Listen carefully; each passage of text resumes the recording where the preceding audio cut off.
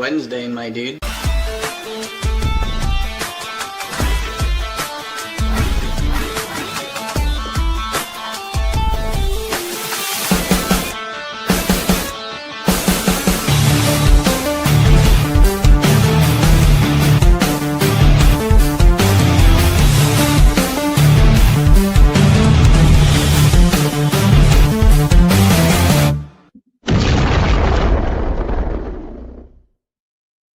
Hello, everybody. Welcome to the Punch Up Pod with Lila and Pat. It is Wednesday, my dudes. Slow news day, as always. Oh, and you're muted. 0 days without a technical issue. Nothing going on today. Just a little Iran thing I heard something about. I don't know. We'll probably cover it. Chaos theory is in full display. It's pretty abominable, abysmal. I just can't get past the fact that we are still in this place. I really can't. It's just horrific. We want to remind everybody, please, to make sure to like and subscribe and smash that notification bell. We have a kind of crazy day today. We're very excited to have guests whom we're about to bring on in just a moment on this show. And then later tonight at 11 p.m., we will be going live again to talk with a young man, Mohammed Al-Turk, who is a student in Gaza. And he is 10 hours ahead of us and has to get to a cafe that is open because of the lack of ability to get internet and power in his own home. So for those of you who are up late, you'll be able to hang with us twice today. Do you have anything, Pat, that you want to add before we? No, I'm really excited about that. Honored that someone from Gaza is going to come on and we get to hear from somebody directly through all their personal pain and stories out there. So absolutely. It's great. Absolutely. And I love that the Masked Together America folks are coming on here. Yeah. Been a big fan for a while. So why don't we show the trailer of the movie they are here to talk about, and then we will bring everybody on. This Sounds is good. From the trailer from the short film Strangely Optimistic. You got this. Incomplete. My body is safe. My body is strong. I'm getting better as I sing this song. Oh, thank you. Oh, boy. Okay. You know what to do. Okay, here we go.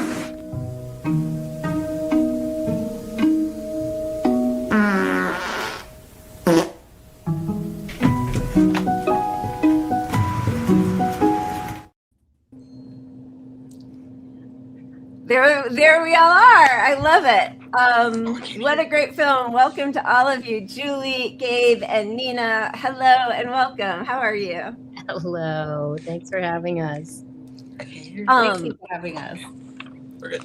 Yeah, you good? You good, Gabe? Yeah, of course. Our pleasure. Absolutely. So why don't you start by telling us about the film and how you all came together for this film and what it's about and kind of set up where we are with everything.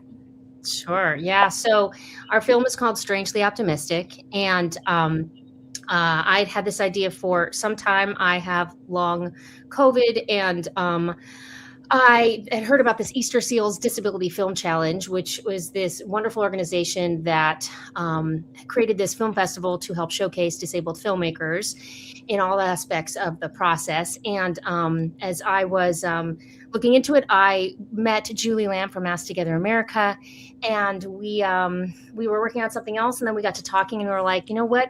I think we have a story here to tell. And so very quickly, you know, most people have like 2-3 months to prepare. In like we had a couple of days, and then we had to shoot, and we had 5 days to shoot it, write it, shoot it, and complete it. Oh, wow. Julie also edited. And, you know, we wanted to tell the story from the perspective of someone living with long COVID. And it's just this little moment in time, just a day in the life of kind of story. And in that story, you know, there's ups and downs, and we try to find the humor through the pain. And that's kind of, you know, we wanted to bring hope to and bring awareness to this illness that is currently affecting 400 million people. And I got the incredible opportunity to meet Gabe at the 11th hour, and he came in and just did an unbelievable job with the cinematography and brought in his whole team. And we just made this magical little piece of joy, you know, and so really moved by how it's touching people. So exciting, so excited to be here for it. Well, I'm so glad to hear all of it. I'm of course sorry that you are suffering from long COVID. I think I read that you got COVID in 2020. Yeah, around March, early March. So and did you ever feel like you fully recovered, or did your long COVID sort of set in on the tail end of when you stopped being infectious?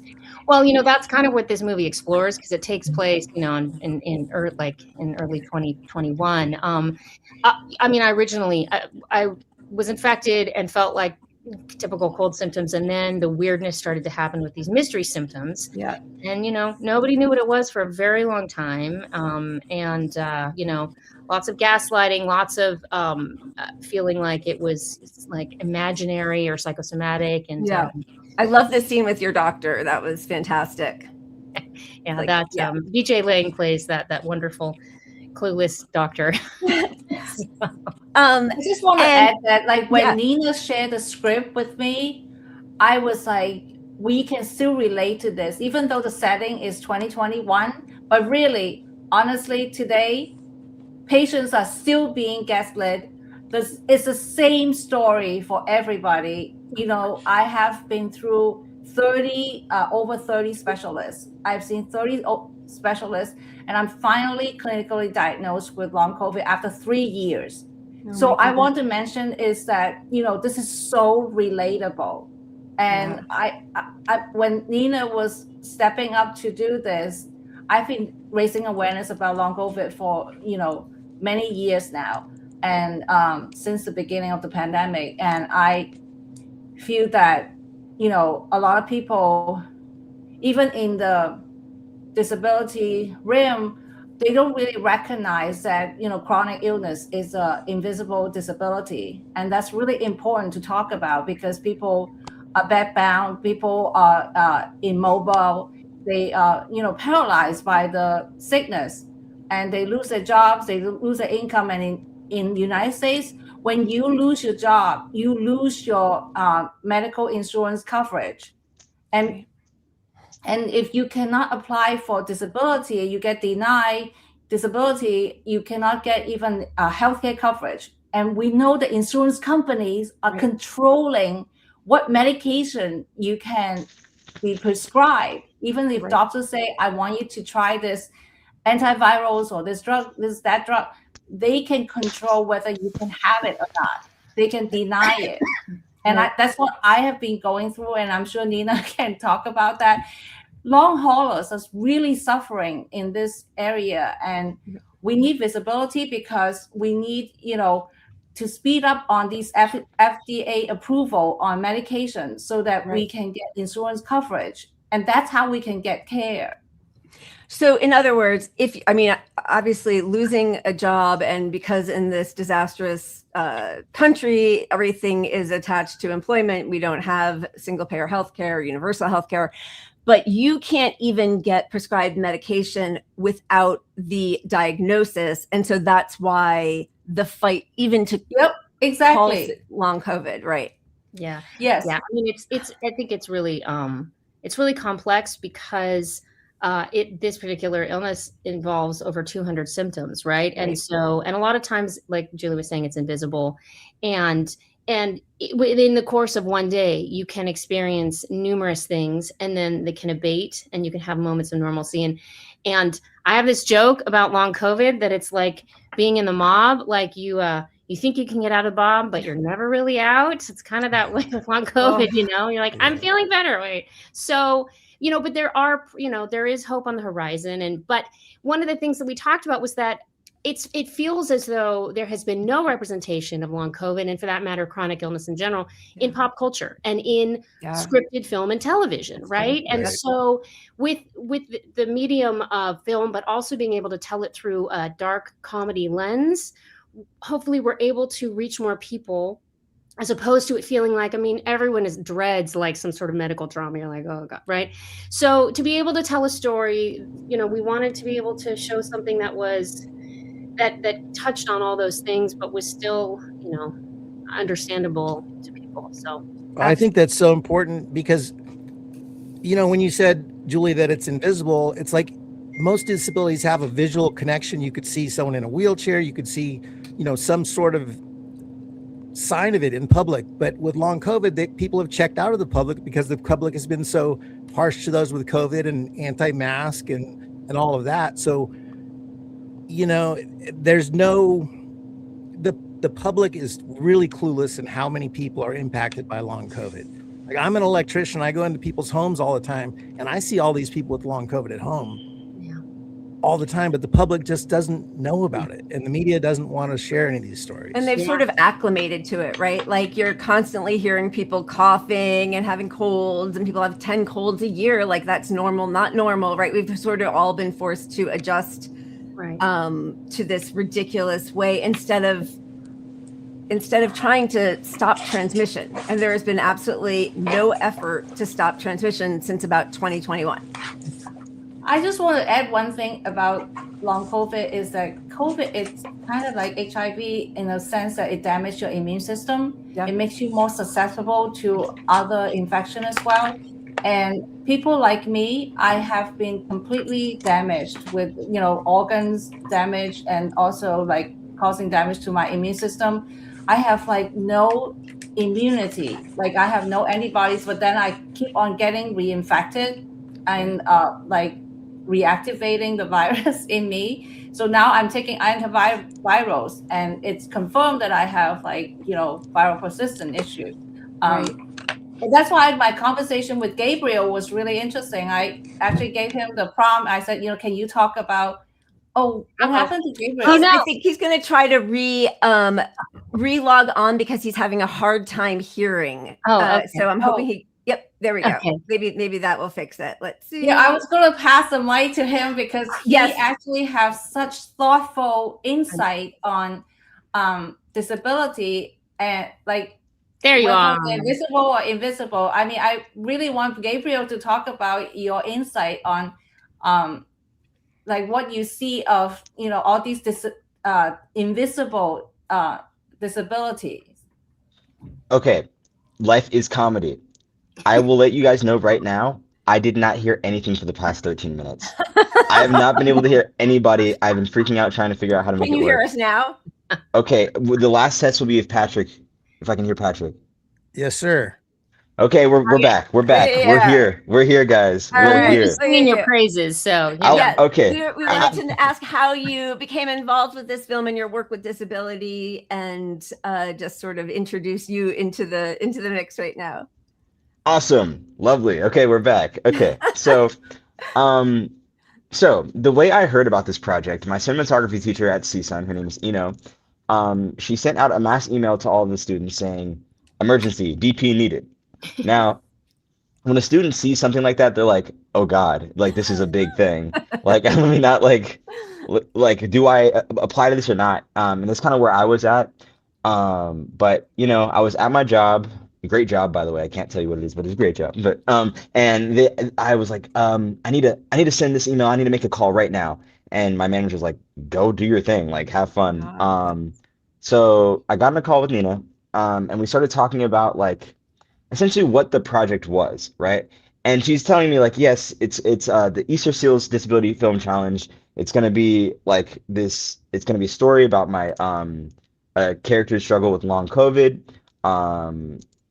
She was giving me the rundown essentially, and I was like, all of these things sound like something I care about, you know. Have they seen the should I be going based off the assumption that they've seen the video?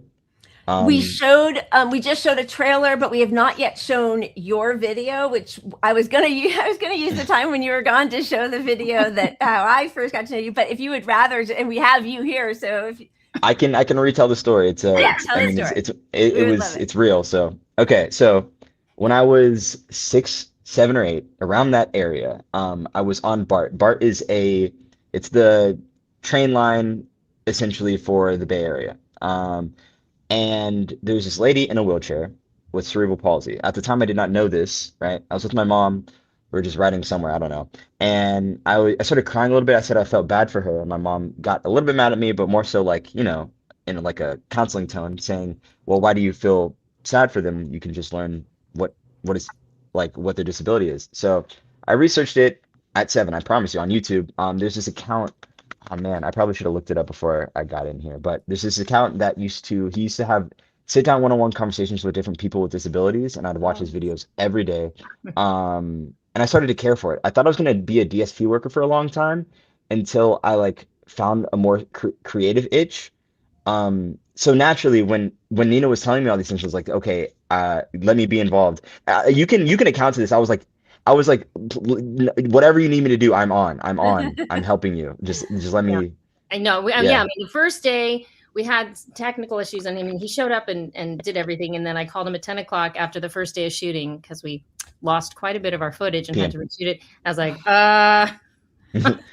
and he's like, I'm gonna give me 10 minutes, and he put a team together, and that second day of shooting, we got through all of it.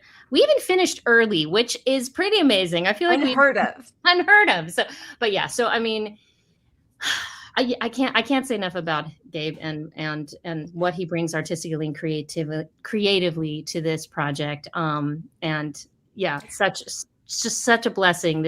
Everyone involved. It's been such a labor of love. So it's so fantastic. I have a question. When did you film it? Actually, when did you shoot this? Yeah, like a week ago.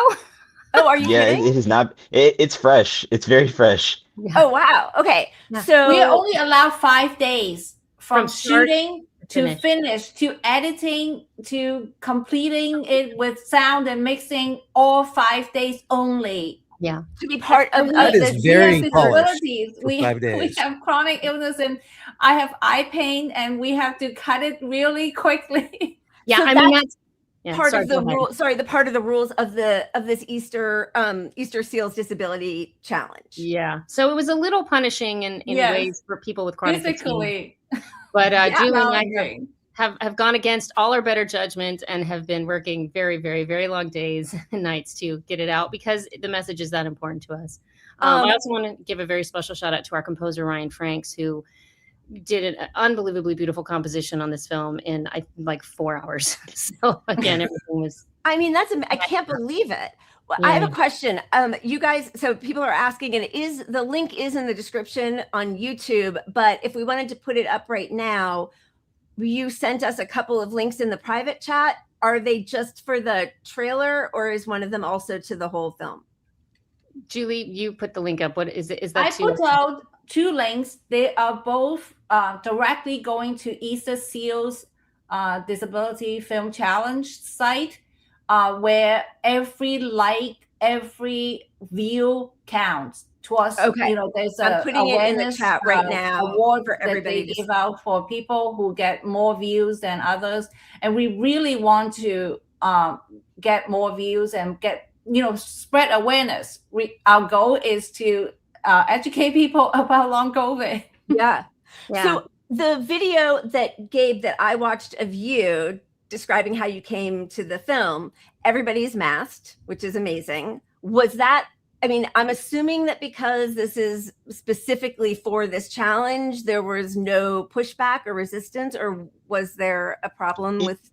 Even if it was not for a challenge, there would be no pushback. Like the world is scary right now, yes. But people, especially in film and art, are naturally very receptive to things like this. Like I don't think any of the people I would bring on would ever be opposed to wearing a mask. Especially if it's for a shoot and it's like, I don't know, it at least for me, I can't even comprehend somebody saying no to that. But maybe Dude. that's my own I think privilege. it's possibly your generation and your group of friends, because I'm an actress, my husband's a writer director, and I will tell you that we're the only people who mask anywhere, and it's horrifying. I mean, if it's asked, Yeah. it, like, I don't know. I couldn't imagine it. But Yeah. You know, the rules for union rules were very strong initially in the beginning, and, for sure. Yeah, but then our union leaders, they're not working for their rank and file members. They're working for the studios. So they just, but you know, the truth is and the whole set's just shut down. Like I just saw another person, Lady Gaga, maybe her concerts she just had to cancel. She has a chronic respiratory illness, right? Like, currently, or this yes. is in the past? Currently. And I might be spreading fake news. If it's not Lady Gaga, it might be Taylor Swift. But no, I'm pretty sure it was Lady Gaga. I'm going to look it up no, right it's now. Taylor Swift. If it was Taylor Swift, it'd be very big news. Yeah, I think it's Gaga. Yeah, I think so too. Yeah. So, well, that's really nice to know that the younger generation has so much solidarity, because I've been entirely disgusted by our limousine liberal Hollywood friends out here who pretended they really cared when it was under Trump. And then it was like, oh, Biden says we can take our mask off and vax and relax. And then that was the end of the whole deal. Yeah. Well, I think you bring up a really good point too, which is that, you know, true accessibility is accessibility for everyone. And that's something that, you know, I grew up with disabled family members, and so I've always understood it from an outside lens. But then, of course, my filter changed, but like recognizing really what ableism is and how, you know, how it's so easy to actually make things accessible for people, and unfortunately for people where masking is potentially a life or death situation that has been diminished so substantially. So to make safe spaces, it's really needed and a good thing. Yeah. And it's such an easy fix, and it works for all variants. Just put a mask on. Like, it's so easy. Right. And also, you know, the other part of it, I think Pat and I both thought initially that even though the get back to work with the urgency of normal and all of that from the CEO class, eventually they started realizing it. Even somebody as repugnant as Larry Summers said, there is no amount of money that's too much to throw at long COVID. This will be hundreds of billions of dollars in, like, taken out of our economy because of people being sick. And I thought at least that, or like the insurance actuarial tables or something that like hit the bottom line. Yeah. And it just like people are just like ostriches with their head in the sand. It's the most amazing thing. I heard the term cognitive dissonance. Yeah. Is that the right word? Where yeah. people just, I mean, the whole globe went through it. And yet there's this like notion of like, well, let's just forget. It's, you know, collective trauma. But there's so much trauma these days. It's hard to know where to put it all. Our pockets are full. Well, and the latest study, I think, says 1% of the population probably has long COVID, and it's probably much higher than that, because that's, you know, diagnosed. Reported, it's like 800 million people. Wait, is that 1%? Yeah. How do we do? Like is my math? I'm not a math major. I went to film for a reason. Julie knows a lot of statistics. She has been at the forefront of so much patient advocacy and you know, Julie, can you talk more about, you also mentioned that there's a lot of actual physicians within the long COVID community and researchers who actually have seen this film and have been really excited about it and endorsed it. And can you, I know she's been at the helm. Yes, so there are a lot of long COVID organizations that we are connected with globally. We have invited a lot of scientists and, you know, organizer of different groups in different countries to come onto our forums about long COVID. And we have shared the film with them, and they have, you know, been helping us to promote the film. And some of our advisor at MASKEDTOGETHERAMERICA are medical providers or researchers, and they have been also stepping up to spread the word. So it's really like heartfelt, this, you know, community support that we're getting for this film. Even though I think one thing is that, you know, both Nina and I are long haulers. We have physical limitation, and like we are stretching ourselves so thin at this point. Yeah. We don't know where we can go, like give further. And so we're really grateful that like Gabriel stepped up for us, and all these other, crew members, they're all volunteers, and we have community members, community, friends and families, like everyone say, yay, like we gotta help these two people that are just, so passionate. We're just really passionate about getting like proper representation of long COVID. We don't want people to view it as just, oh, you're tired, and that's what long COVID is. But it really is not. It's organ damage. It's damage to your organs and organ systems. It really create a cascade of like, assault to your body. It makes you like pass out. It makes you have like GI issues. Some people like vomit all the time. They have no appetite. And I was just talking to some of the, organizer of different groups. I mean, they are so low in spoons. They're so sick right now. They're bedbound. And when they heard that we're making an effort to raise awareness using a film, they're really happy that we're trying, because a lot of people really don't like support this community. We're very marginalized, and we're growing though. The population of people. It's a club you don't want to be in, but it's definitely growing. Right. Because the thing is, even if you are vaccinated, the virus is mutating so fast. We have this new variant, BA.3.2, that's really like escaped your immunity. So you can get it again, and every infection can lead to long COVID. And this one, they say, is affecting children even more. I mean, it was always affecting children on some level, but possibly they were asymptomatic, but now this one, cicada, they're calling it, is really affecting children much more acutely. We included that statistic in our film too. Like at the end, we highlighted that, it is the #1 chronic illness for children. And children shouldn't have chronic illness. I mean, like that's not normal. I mean, no one should. Well, they develop type 1 diabetes too. Like that's one of the associated conditions after like getting, I think it's the inflammation to the organs, that cause the pancreas to fail, basically. I mean, for me, I lost 20% of my kidney function. So I can attest that COVID can definitely damage organs. And people die of organ damage, organ failures. And the other thing, too, that I want to add, I mean, I've been deeply moved by the things people have said after they've watched this film, and even people who haven't had long COVID in particular, but, it's resonated, I think, for anyone who's been suffering in silence, right, or has become invisible. Migraine brain is kicking in here. But what I wanted to say is that there's something about being invisible too, right? That I think, for so anyone who's suffering in silence and they're not seen, that has led many people to depression on top of their other issues. And there have been people with LC who have taken their own lives, and I mean, it's gotten that severe because the pain and the symptoms have been just unrelenting, right? So punishing. So, they're,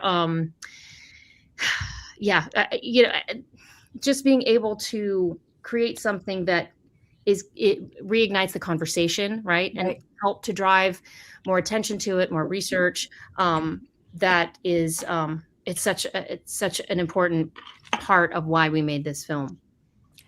It is it has so much humor, and you're such a great actress in it. You bring so much sort of, humanity and, I'm sorry. I'm so glad that was in the trailer with you lying on the floor and farting against the wall. It was so perfect. Mean, I'm not going to lie. I'm a sucker for a good fart joke. So you can't miss. My dad said to me, maybe you'll win the award best fart in a film. I was like, thanks, Dad. Let's get a new Oscar for this lady. Put it on a plaque. Put it on a plaque. And then just because I know we're pushing up against our time with you, but Julie, will you just tell us about Mask Together America so people know what your organization is as well? So Mask Together America is an organization that I initiated in 2020, and now we're growing with the community that's supporting us around the world. And our mission is really to raise awareness about infection diseases, and that we can, all come together and prevent infection. We want to normalize prevention because it's a behavioral change, and we don't want to repeat history and keep getting sick, keep getting all these waves. And people should learn that there are many tools that we can use to prevent sickness. And part of it is also, we do a lot of features of individuals. We want to really bridge the isolation again. Like, we want people to be reconnected and, build a community and support each other. So that's kind of like the mission of MASKEDTOGETHERAMERICA. We have a lot of forums. We really love having fathers. I love that.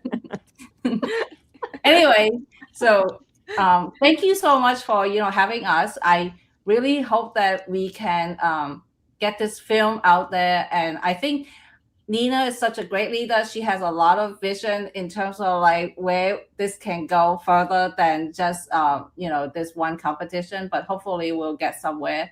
And she has a great vision, really. Thank you. Well, I mean, it's taken a village, so I'm grateful to both Gabe and Julie so much. And yeah, I mean, if people are interested, I know you said you have the link there. If they want to find out more, they can go to strangelyoptimisticmovie.com, and there's more information on our film, and you can watch it on YouTube and Facebook. We have links to both of those. And yeah, we just deeply, deeply appreciate the support, and are wishing just everyone who it touches that it hopefully will inspire and help them in some small way, Well, it is also really nice. I love the title. And can you each tell us something that you feel optimistic about? I'll let you guys start. I would have to take a while on that one. Yeah, I know. Sorry. You can come back. Actually, no, I think I was just trying to come up with something to be optimistic about. I mean, I'm optimistic about human beings. I think that despite the darkness in the world, time and time again, you meet incredible human beings that step up every day, right? And you see it in strangers, and you see it in your loved ones. And I still have faith in humanity. And, most of the people out there are good people. We just have to keep fighting a good fight, That is so true. Yeah. That's essentially what I was going to say. I like in everything I do and create. I had a conversation with my friend about this today, actually. I try to do it off the emphasis of love, and I'm very cheesy. So sorry, but like, love isn't like, it's something we all like think about. We all love it, but we don't act upon it as much as we should. Because it's difficult to. It's harder to be nice than it is to be mean, just naturally. And I'm not saying we all are mean, but it's easier to do. So I try to make that extra step of being nice as much as I can. I think if everybody can find it in themselves to do that, the world will be a better place. It already is. The world isn't as bad as it looks. The people around you are there to support you. Find community where you can find community at all times. It's there. You just got to look for it. Yeah. Well said. That's beautiful. Julie, did you want to add something? Spread love, not viruses. We want to spread love. It's contagious. Your optimism is contagious, and solidarity and love and all of that. You guys, I see, it feels like I can feel it coming through the screen from all of you. Just such wonderful attitudes and community. So thank you so much for being here. Go watch Strangely Optimistic. You've got how many more days till the 12th before the end of day, 11:59 p.m. on the 12th. So yeah. So please go like and comment and share and all that good stuff. Yes, everyone, please. I will tweet it out every day, and until then, so everybody help us out. Let's get this thing going. Yeah. Thank you so much. Keep us updated on how everything turns out. And thank you so much, the three of you, for coming on. Thank you. Take care. Thank you, guys. Take care. Peace. Bye. Cheers. Bye. So nice to, it's so amazing. You can just feel the kindness coming through. It feels so refreshing. I feel like I need to find more people like that in my real life. I feel like we have an online community. Yeah. Honestly, the title is so apt because these are people that it's strangely optimistic, like going through everything with no support and no recognition and the invisibility and not seeing changes happen, but they can be more optimistic than I can. Yeah. So that tells you a lot about them. Well, and I'll tell you, at the beginning when, was it on camera or off now? I can't even remember, when we were talking with Gabe about masking. I think it was already on. Sorry. I'm not sure which ailment I am manifesting right now, but it's saying like, well, we're all artists and community and we work together on projects. And of course we would do that for each other, which is how I feel, how you feel, how so many of us feel like that. And there is something, whether you're doing a play or a movie, it's like the craziest hours and you get to know people in these really vulnerable ways.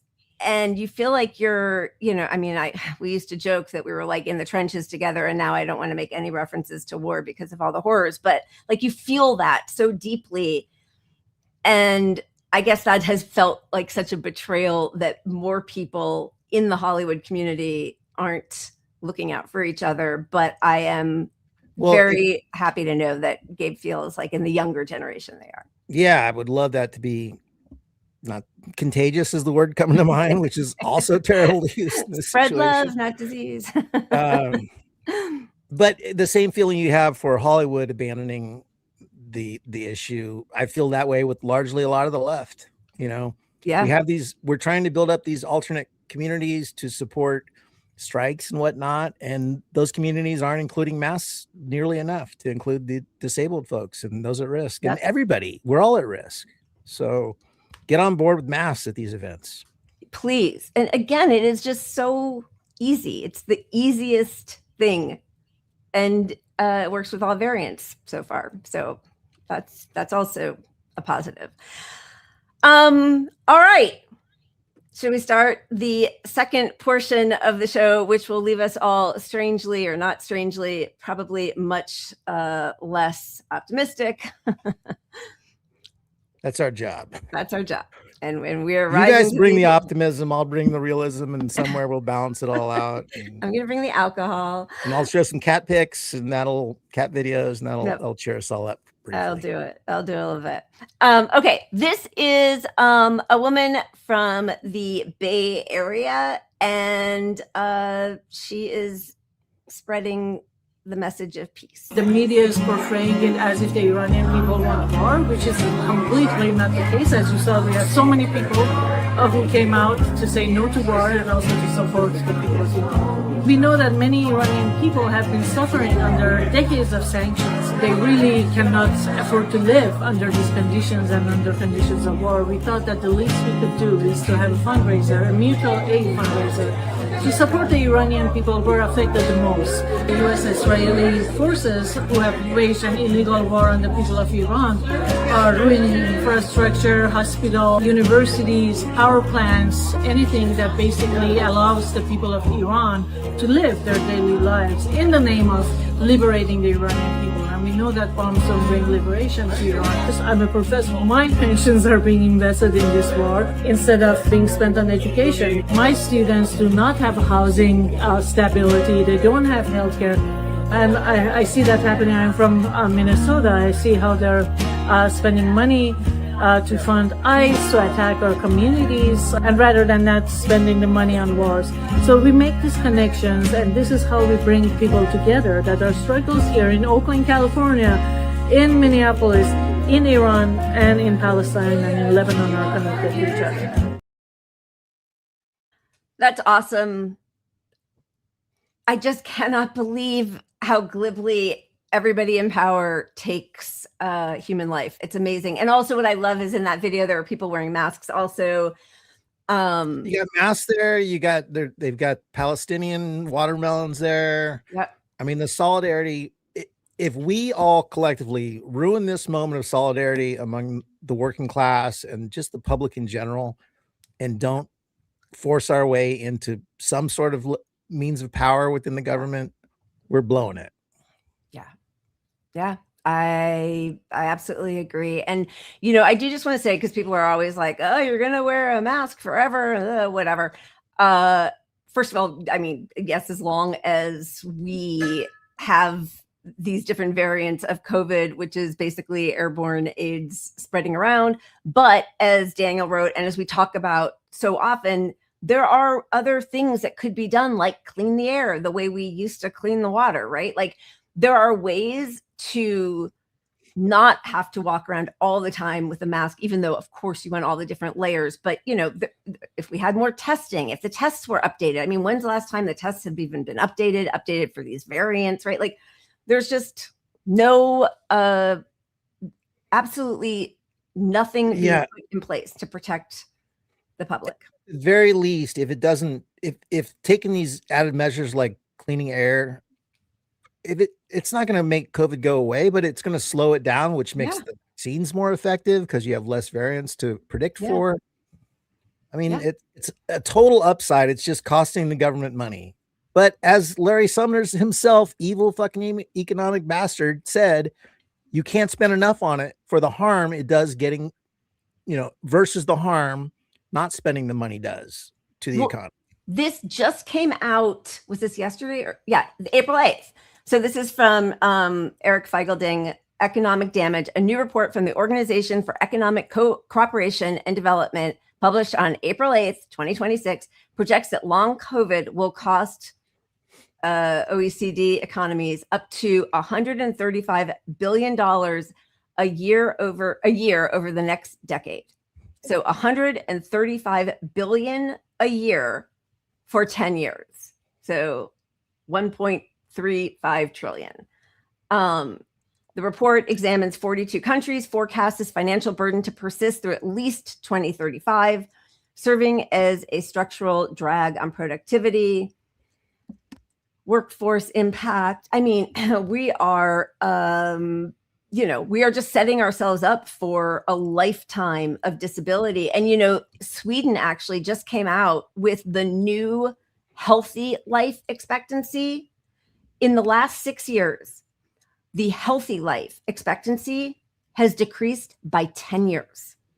So what that means is you might still make it to 77 or whatever their point of death on average is, but those last 10 years will be filled with disease and maladies and disability.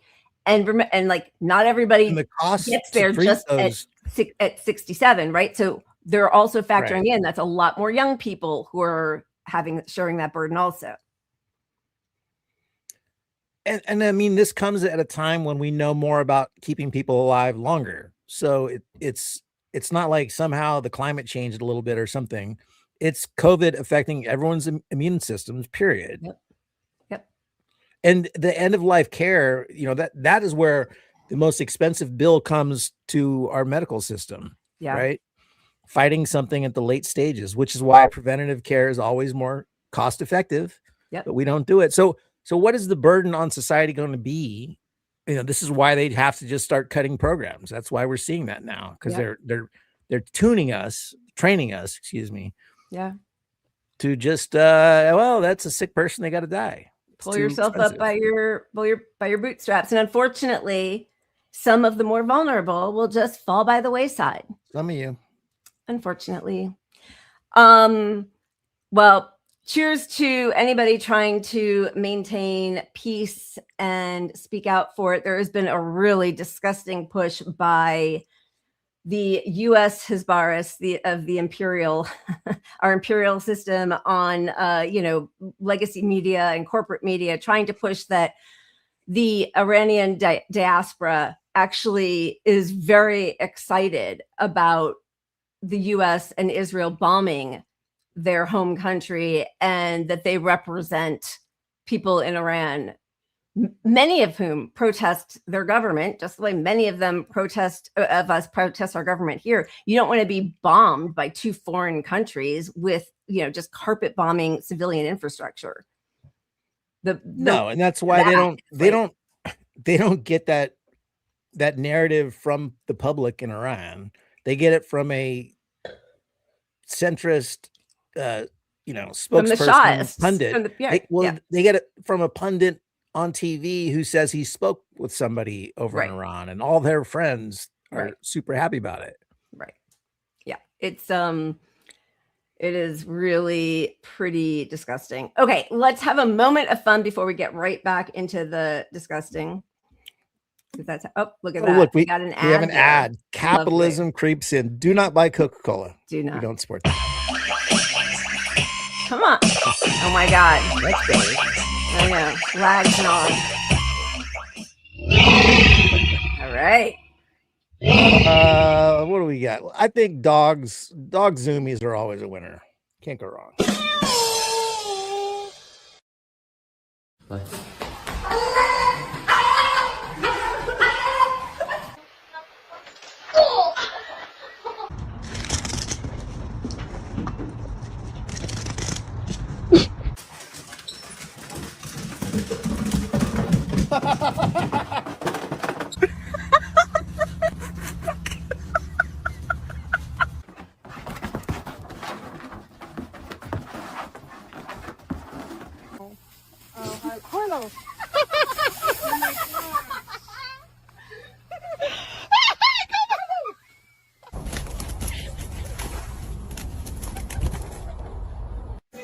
Oh Jesus! Look at the zoomies.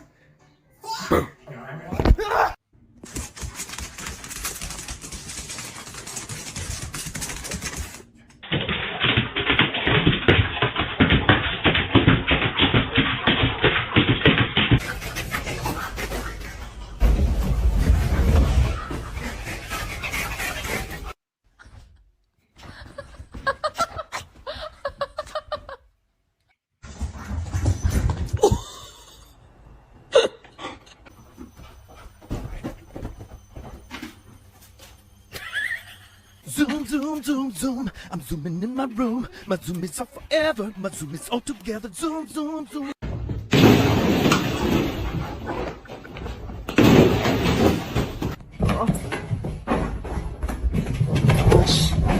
Morning zoomies as usual. We are live from Sky Fox 1. Crackhead on the loose. Last seen smoking crystal meth out of a Pepsi can.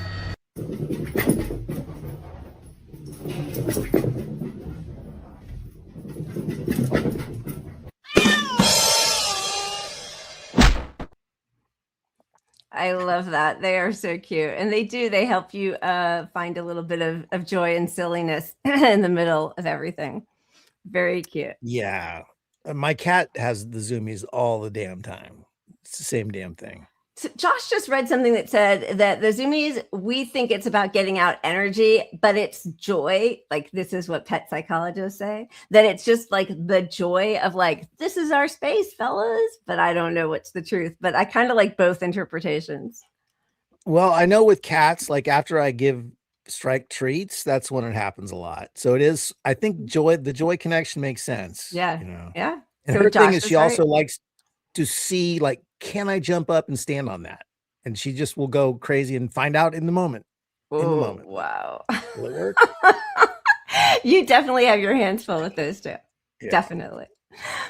All right. I guess let's just get into these horrors. So yesterday, Trump put out this tweet, which I think in itself is a war crime, and they should just march him off to The Hague. A whole civilization will die tonight, never to be brought back again. I don't want that to happen, but it probably will.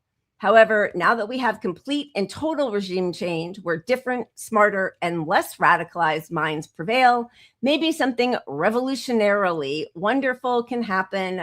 Who knows? We will find out tonight. One of the most important moments in the long and complex history of the world, 47 years of extortion, corruption, and death will finally end.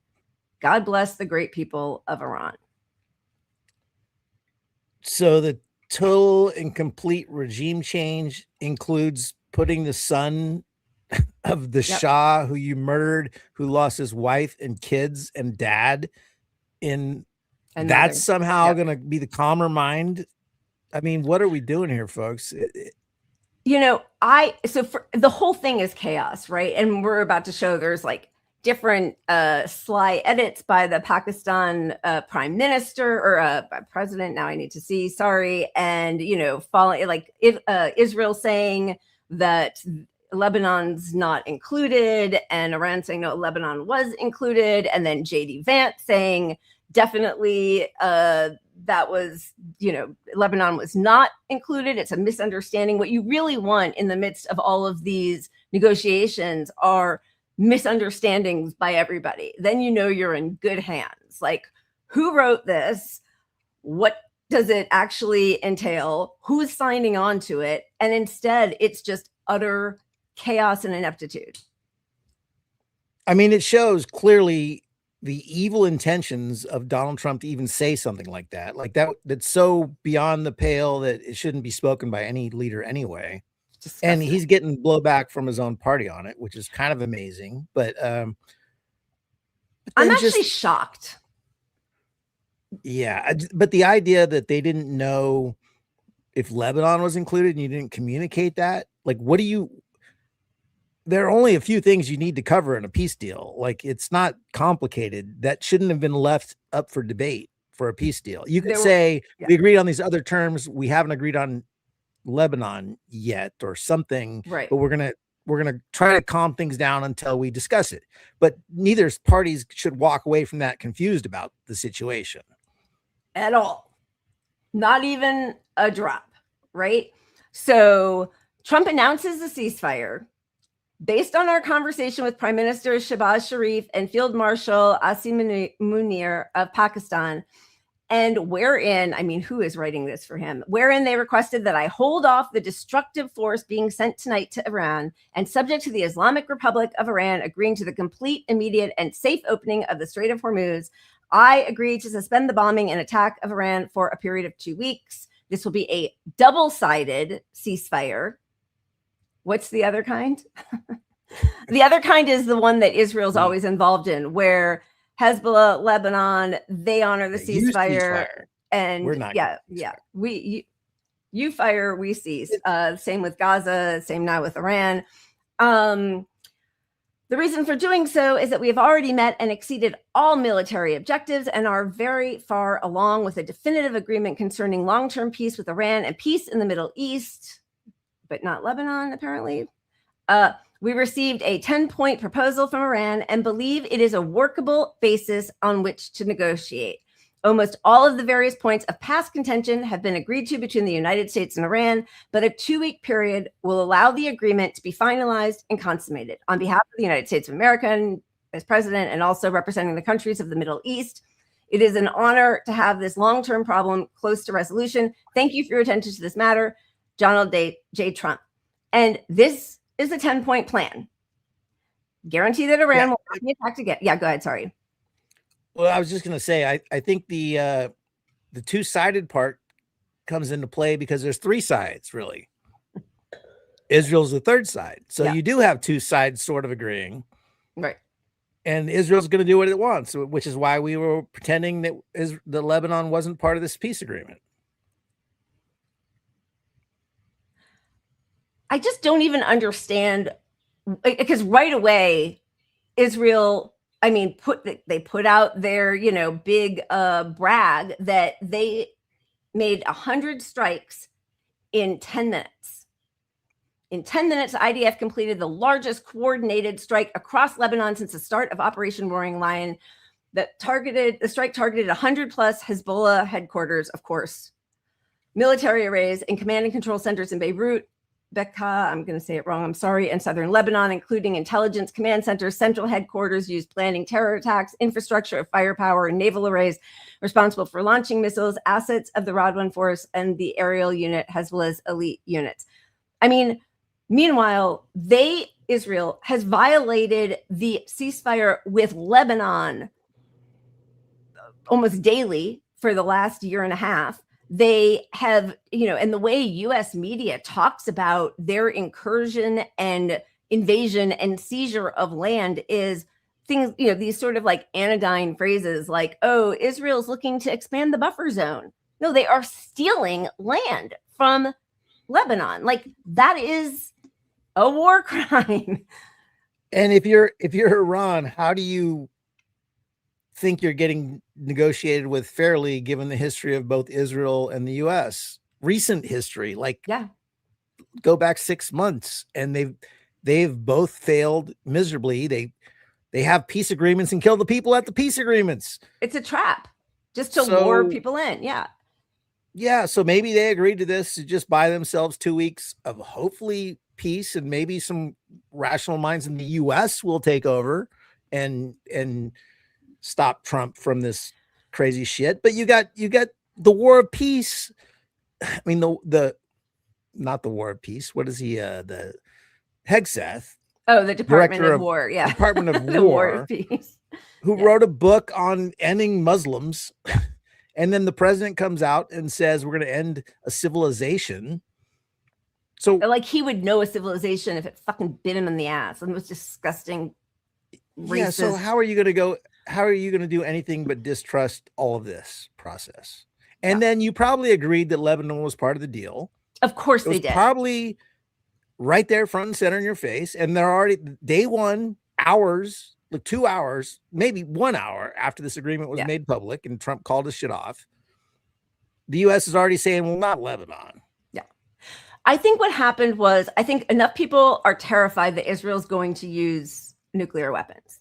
I think that is a real fear in the US and around the world, actually, about how psychotic and like what a lunatic rogue state Israel is. And that we have to, they have nuclear weapons, which is like the most open secret, but they have not signed on to, the treaty where they would be then also observed just like every other country that has nuclear weapons. That's one. I think, and like even Macron, I mean, I think that's the other thing. The European Union, even Macron, Germany, Spain, of course, fascist Giorgia Meloni in Italy said that the US cannot use any of their air bases to launch attacks towards Iran. I think also people in his own party are terrified about what's happening and what it would mean truly to just carpet bomb another country the way Israel did to Gaza. And I think that felt bigger. I mean, it's all so awful, but I think he got a lot of talking to from people in his party. He got a lot of talking to from people in his party, but I think the more important piece is that Europe and Macron and others are saying no to troops at the bases and whatnot for a reason, because they see there's an off-ramp from this Iran war. And if the US doesn't take it now, the economic implications harm them the most. Yeah. And the only thing MAGA America First about Trump is he doesn't give a shit about any other country. It doesn't even mean he gives a shit about us. Right. But if you're them, you're like, he clearly doesn't give a shit about our economic interests. Right. So we can't trust him to be rational, to do anything in support of his allies, which is the straight massively affects them more than all the Gulf countries. Us. Yeah. Although all of our economies are going to be in the shitter if we don't open the strait. Well, so that's the thing is, I think people in his own party were disgusted, which is a very low bar, but okay, or high bar, however you want to phrase it. And I think also, the CEO capitalist class, they know that this is going to be a global depression, not just a recession. So I think that probably talked some sense into him, even though, as Joe Kent, whatever we might think about him, but what he said when he first resigned was there is a huge buffer around Trump, and the oppositional voices to this war are not permitted. And I think he was kind of, flying high on his own supply or whatever with the whole Maduro thing. He had Hegseth and his son-in-law, Jared, and, Lindsey Graham telling him that this was the way to go, plus Israel. How many times has Bibi Netanyahu come to tell Trump exactly what he wanted the US to do? And so I think that, those two tensions are really what's happening now. And he's too weak and uninformed to know how to move forward. Those tensions are real, and all the Republican Party understands that dynamic in play. They all understand that Trump is an extreme narcissist person. It's not just like a personality trait, like he's selfish. Don't take that definition. He's an actual delusional narcissist. Clinical. Yeah. Yeah. And so in that situation, there's a way you deal with these people, but with the power he's exerted, he's removed anyone who doesn't know how to deal with him correctly. Yeah. Well, you see, And like all Todd those people Blanche, are hungry for power. So you're right. Yeah. Todd Blanche, who's replacing Pam Bondi. You know, I love this president. I love you. And if you find somebody better, I respect it. You know, I love you so much. I mean, you cannot have that level of sycophancy around you with nobody giving you any dose of reality. And then NATO's even kissing his ass. And who? That he's NATO. trashing. Oh my God. He's trashing NATO. And the guy he meets with NATO comes out and says, Ruta, I support him. Oh, respect everything he's doing in the goals, and you know, Iran needs to be stopped. You know, he wouldn't even criticize Trump after all of it. Like, it's amazing. It's pretty bleak. So just as a reminder of the 10-point peace plan, which Iran has put out there, you know, it's been out now for weeks. Guarantee that Iran will not be attacked again, permanent end to the war, not just a ceasefire, end to Israeli strikes in Lebanon, lifting of all US sanctions on Iran, end to all regional fighting against Iranian allies. Iran would reopen the Strait of Hormuz. Iran would impose a $2 million fee per ship transiting Hormuz. Iran would split these fees with Oman. Iran would establish rules for safe passage through Hormuz. Iran would use Hormuz fees for reconstruction instead of reparations. You know, that sounds very reasonable. And the truth is, all of this would end if Israel could just behave itself and treat its neighbors with respect and allow Palestinians to have I don't believe in God, but the God-given rights that we are all supposed to have to self-determination and liberty. And if Israel abided by UN resolutions that, you know, established their borders in 1967, but they refuse. So that's the problem. I've been told it's complicated and we just don't understand. And I did my research and it's not complicated. It's not complicated at all. Nope. Israel has been the bad guys in the Middle East for 50 years. Absolutely. More than that, but yes, absolutely. 80. Something 80 odd. Yeah, you know, and even like yesterday before the ceasefire was announced and then promptly broken, Israel destroyed, obliterated a Jewish synagogue in Iran. Jews who were living in Iran, going to temple's been open the whole time.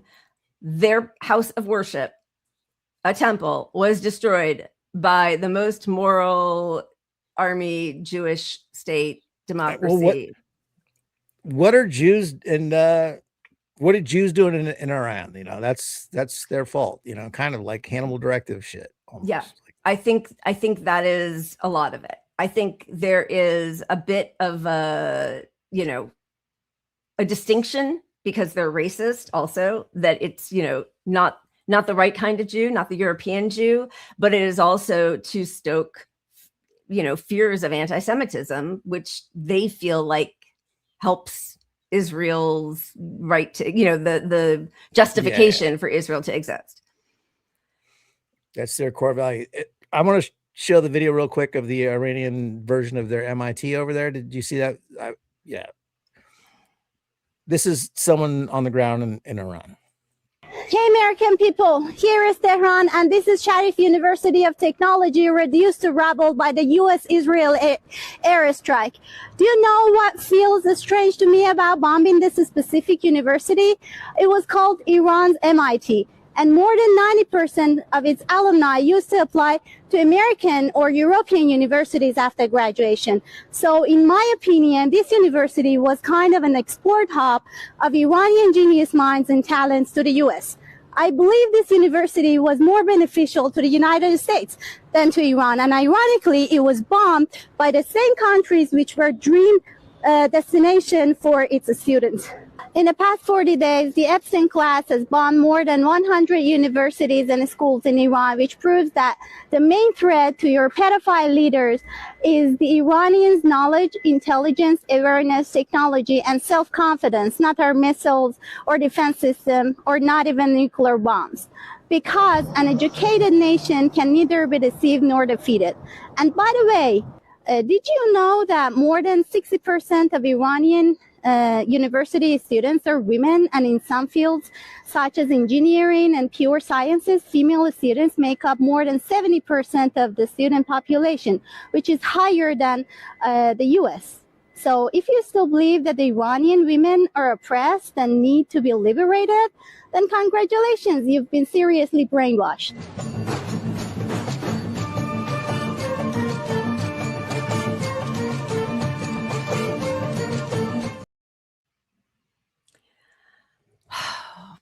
I mean, look, Iran is like, we don't want to pretend that they're great with women. They're not, clearly. But there's a lot of propaganda we've just flat out bought into in this country. 100%. And also liberating women by bombing them and killing their, families and their institutions is probably not anything that anybody wants to sign up for the cause of liberation. I mean, that's like absurd.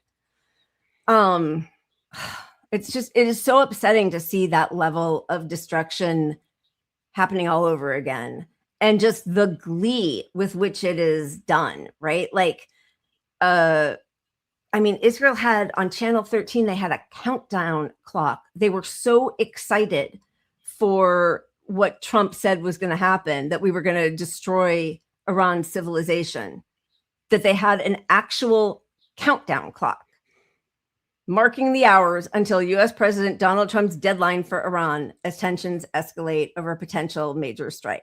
And, this is all because Israel is an apartheid genocidal state. That would end all of these conflicts. There'd be no Hezbollah, there'd be no Ansar Allah, there'd be no Hamas. It's all in response to an occupying force. Like, that's the problem. And we still have no justification for the war, truly. Like, no real justification whatsoever. They're trying to cling to nuclear. They've settled on the best we got is that they were going to develop nukes again. That's where we're at now. And the straight economic impact of the strait. Right, which was open before, but okay. But also they've added no ballistic missiles. So you want to leave a sovereign nation of 92 million people with no self-defense when they have a lunatic nation right next to them who is hell-bent on their absolute obliteration. No country would do that. You just proved the need for those weapons, right? We attacked them, and the justification that if we attacked them, they'd fight us back. So nobody is buying. The only people still buying this shit are the dumbest fucking MAGAs you've ever met. The rest of the people buying it are buying it because it's in their economic interests or it's in their political interests, one way or another. But they know this is not logical. I wish it were just MAGA, and maybe it is just like MAGA and the talking heads on CNN and MS Now. But okay, so yesterday, or a couple days ago, so this musician who is anti the Iranian regime, he is much more of a liberal man. He has protested the regime. In a bold statement against U.S. threats targeting Iranian infrastructure, composer Ali Gamsari announced a sit-in at the Demovan power plant east of Tehran. In a video message, he said he would act out a sense of social responsibility using music to defend Iran's critical facilities. Gamsari also called on artists worldwide to join his campaign to keep the lights on in Iranian homes, turning artistic expression into a form of resistance against attempts to decimate Iran's energy network. And then there were around Iran human people formed human chains. They formed them on bridges, in front of power plants, because our lunatic, the head of our regime, Trump, said that he was, they know they're dealing with Israel, who's already going to do that. And then Trump openly said, we're going to bomb everything. We, the US, we've already bombed bridges, universities, daycares or elementary schools. Like, clearly we are making no distinction between civilian infrastructure and military bases or military targets. So yesterday, like an idiot, I had MS Now on in the background, and it wasn't like Dana Bash, it was some other person, I don't know who it was, talking about these regular people forming human chains. And the person said, oh, so Iran is using human shields. They're forcing their people to be on the front line in case we bomb them. Without talking about, one, it wasn't at the request that we know of, or that they did not even say that they didn't try to even make a case for it, that it was the Iranian leaders who had told people to do that. It's so ridiculous because these are anti-government people. Yeah. So they're not taking orders from the government on this. And they're not protecting military bases. They're protecting civilian infrastructure voluntarily. And instead of framing it like, can you imagine the horror they must be feeling that the biggest superpower in the world and its little pit bull, Israel, are wanting to inflict mass damage and destruction on every part of their civilization. And so they are fighting with everything they can to appeal to humanity. Instead, they bring back this completely debunked idea, but boy, they love to use it, that, brown people and Muslims and the Middle East are all these savages and they use their own people as human shields. You know why they don't? Is because it doesn't matter in the face of Israel and the US, who doesn't give a fuck if you're a civilian or if you are a combatant, clearly. So that doesn't register to them anyway. But like on MS Now, and when we start the war bombing schoolgirls, like why would anyone in Iran think we have any moral standing left? A double tap. And double tap there, double tap the bridge. It's disgusting. And I think it was Professor Marandi. I know he is more of a he is on the side of the current Iran regime, but so what? Like, everybody gets to pick a side. But he was talking about, he's so well spoken and saying that, that those first strikes on Iran, those are at least weeks in the planning. That's not unintentional that they bombed that school. Yeah, it's not a reaction. It's not a suddenly, what do we hit? Give me a target. Give me a target. Yeah. No, you're right. So, all right, we're not going to spin the wheel real quick, but here's, speaking of art in Iran, here we go. This is a music teacher in Iran who played some music in amongst the rubble. Every day them get up and look on TV, them read the newspaper, them want to say the truth, but them can't say the truth because the truth will not be found there. That is why the man said this revolution will be telepathic.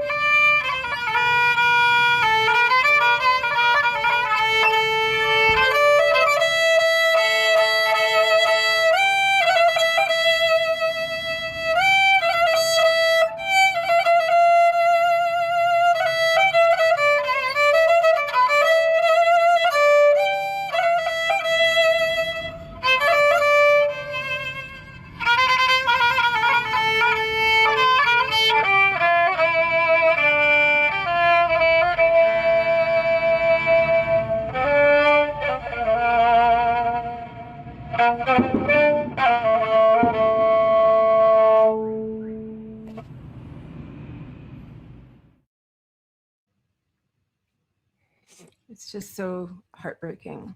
I mean, truly so heartbreaking. That kind of destruction, that it's just so evil. Thank you, BDA. We appreciate it. This gives me an excuse to fill my glass since Pat took away the opportunity for the wheel to land on my... We can spin the wheel. No. Anytime. It's okay. But cheers. Thank you. That's really so beautiful. All right, let's go back to the chaos. So there was a bunch of different miscommunications. Sorry, I spilled when I was trying to slyly just pour my glass on the side there, and now it's all my cords. Okay. So after the announcement of the ceasefire, Jim Sciutto's CNN says, Iran says it has achieved a great victory and forced the United States to accept its 10-point plan, according to a statement from Iran's Supreme National Security Council. And Trump lost his shit. Shocking, right?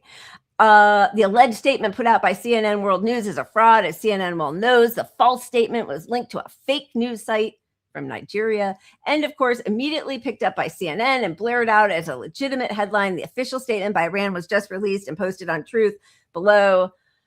Authorities are looking to determine whether or not a crime was committed on the issuance of the fake CNN World Statement, or was it a sick rogue player? CNN is being ordered to immediately withdraw the statement with full apologies for their, as usual, terrible quote unquote reporting. Results of the investigation will be announced in the near future.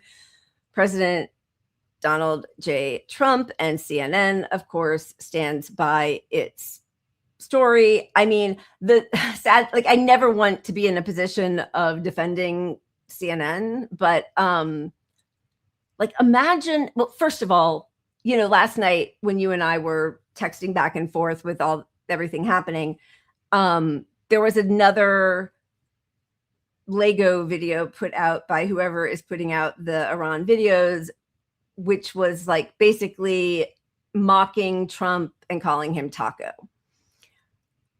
And I have to hope and believe that that wasn't put out by an official.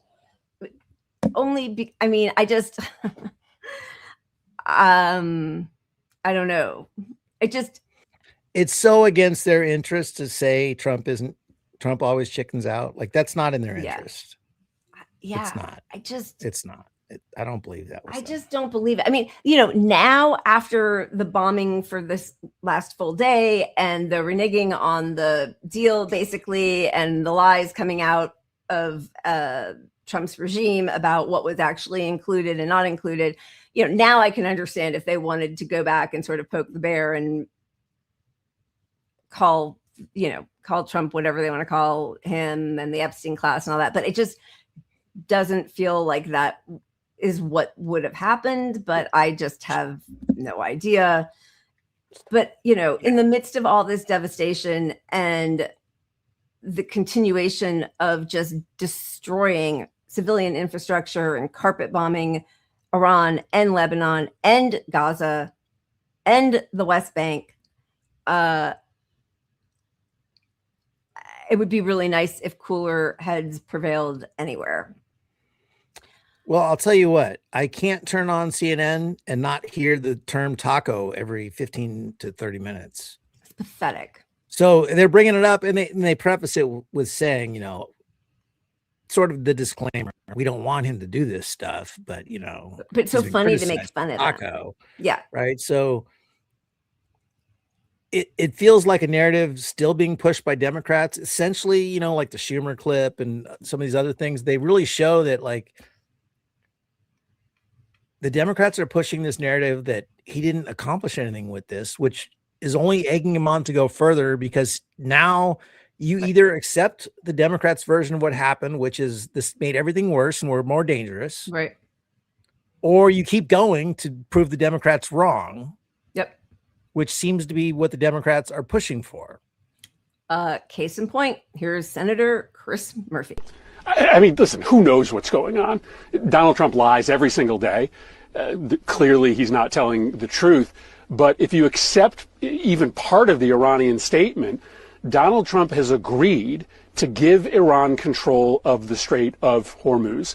That is extraordinary. If you go deeper into the statement from the Iranian National Security Council, they claim that Trump has also agreed to Iran's right to enrichment, to suspend all sanctions against Iran, and to allow Iran to keep their missile program, their drone program, and their nuclear program. Now, who knows if any of that is true, but if at the very least this agreement gives Iran the right to control the strait, that is cataclysmic for the world. And it is just stunning that that's where we have gotten to, that Donald Trump took a military action that has apparently, at least for the time being, given Iran control over a critical waterway that they did not have control over before the war began. So it just doesn't sound like there's actually an agreement, because what Trump is saying is totally different than what the Iranians are saying. But if Iran has the strait permanently now, what an error, what a miscalculation this entire endeavor was. Better rip up that ceasefire agreement, go right back. Yeah, stupid Trump chickening out. First off, they did have control of the strait. Like, this idea that they didn't have control of the strait, like, okay, they didn't, there was never an agreement that everyone gave them money to go through the strait. But that's part of this agreement. Your choice. As reparations, you know, in lieu of us giving them money, we're going to rebuild our country from the bullshit you did just by attacks through the strait. Yep. So that's very fucking reasonable. And that's, you know, he's on the Foreign Relations Committee, and there he is basically saying, we didn't accomplish what we should have accomplished. No missiles, no enrichment. Of course, I mean, you can enrich without it, you know, that is where I think that they're really counting on people's ignorance about what it means to enrich and to what extent. But they need to be able to enrich just to be able to continue their ability for power and electricity and, you know, their electrical board. Like, they need that, right? So, and also this idea that a sovereign country should not have any of its own security concerns or defense, you know, ability to defend themselves against hostile nations, which clearly exist. We don't have the right to tell any country to do that, period. We are not in charge of the world. And it'd be one thing if these demands came through a collection of governments, which they are not coming from, although they're trying, you know, like recognizing Palestine's right to exist. Right. But it's not. It's just us and Israel. So we might as well show Schumer, because this is the Democratic spin on this whole thing right here. The bottom line is that Iran still has its nuclear stockpile, its nuclear ambitions. Iran still has its nuclear stockpile. Its nuclear ambitions are still unchecked, if not accelerated. You said that. And finally, American credibility. The nations of the world are furious at Trump. The Europeans, the Asians, even the Middle Eastern allies. They say, what the hell is he doing? And the United States' diplomatic position and credibility in the world is dramatically worse because of this war. So just in summary, this war has made us worse off today than before it started. The war made us worse in terms of control of the Strait of Hormuz. The war made us worse in terms of the strength of the Iranian regime. The war made us worse in terms of high gas prices. The war made us worse because Iran's nuclear ambitions have been unchecked. And the war made us worse because American credibility is down the drain. So finish the job, Trump. But he won't talk about our support of Israel and how that makes us worse. No, he's up there as a representative of Israel first, to be honest, at this point, which is the Democratic Party, when the leader of the Senate of the Democrats is representing Israel. Which he proudly says that that's his job, is to get as much support from the left party. I mean, he calls it the left party, the Democratic Party, as possible for Israel. I mean, he's talked about that for decades now. The just like the confusion and the glibness with which they're all discussing these really sensitive points is like, that is enough that everybody should just scrap this whole project and get new people. Like, you could pick 100 people off the street and they would do a better job than this regime. This is JD Vance. Yeah, go ahead. No, you truly have the most unqualified people ever in power right now. Like, who are proud of their lack of empathy for other cultures, other people of the world. They were put in the positions they have because of that. Specifically. Because they ignore science. They're dumb on science. They're dumb on the climate. They're dumb on world safety. All they're going to do is yes to whatever makes Trump money in his circle of people and what the Epstein class wants. Yeah. I mean, at some point though, like, the whole world is crumbling, is on fire. It's hurting even his, like, you know, tech bro billionaire friends. It's hurting them also. Data centers are being canceled. Largely, they were being supported financially by Gulf states, which are now in complete disarray because Iran was able to target the military bases and, you know, some of their infrastructure. So, like, this isn't helping anybody at all. Like, truly, nobody benefits from this. And even if you feel like you're a friend to Israel, this is not benefiting Israel. This is the very slow and painful for all of us death of Israel. Like, they're going to try and take down as many of us as possible, but this is it for that Israeli project. Yeah, but that's where we are in capitalism. That the people benefit. There are a lot of people still benefiting from all this. It's all the people not stopping it to profit from it, which is his inner circle. They're either profiting politically because he's elevating them to other positions, or they're getting stock tips, or, you know, they're hedging their bets on the war. They're betting on Kalshi, which you can do openly in public. You're a senator and you're like, oh, I'm going to bet against going to war on the February. floor of the Senate. They've been doing shit like that. Yeah. Yeah. You know, you got micro bets on, like, does this thing happen on this day or the next week? And they know that shit, and they can get rich off of it openly, no regulation whatsoever. So we've lost control, and we've lost the ability to oversee anyone in power. And the Supreme Court handed it over. The Democrats handed them the Supreme Court. Yep. Congress is not doing a fucking fuck all job of anything. And trust me, when Democrats win in 2024 or 2028 and they get the presidency, hypothetically, the first thing they're going to do is handicap the president's powers and say, now we can't do anything because we just handicapped us. Because of the parliamentarian. We wish we could, but we have to reach across the aisle. Now's the time to look forward, make amends. We have to be compromised, blah, blah, blah. Thank you, Citizen Vendejo. Robert Pape is awesome. He generally admires Iran. Yeah, I've seen some interviews with him. Such a bright, well-read, and thoughtful man. Thank you for your super chat. As opposed to him, we have JD Vance talking about the ceasefire and the 10-point proposal, and basically just rambling on and making shit up as he talks. I actually think, and there's a lot of bad faith negotiation and a lot of bad faith, propaganda going on.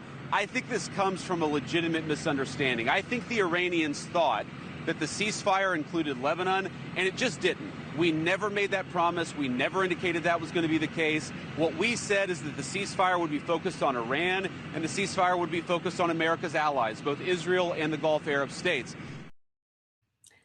Okay.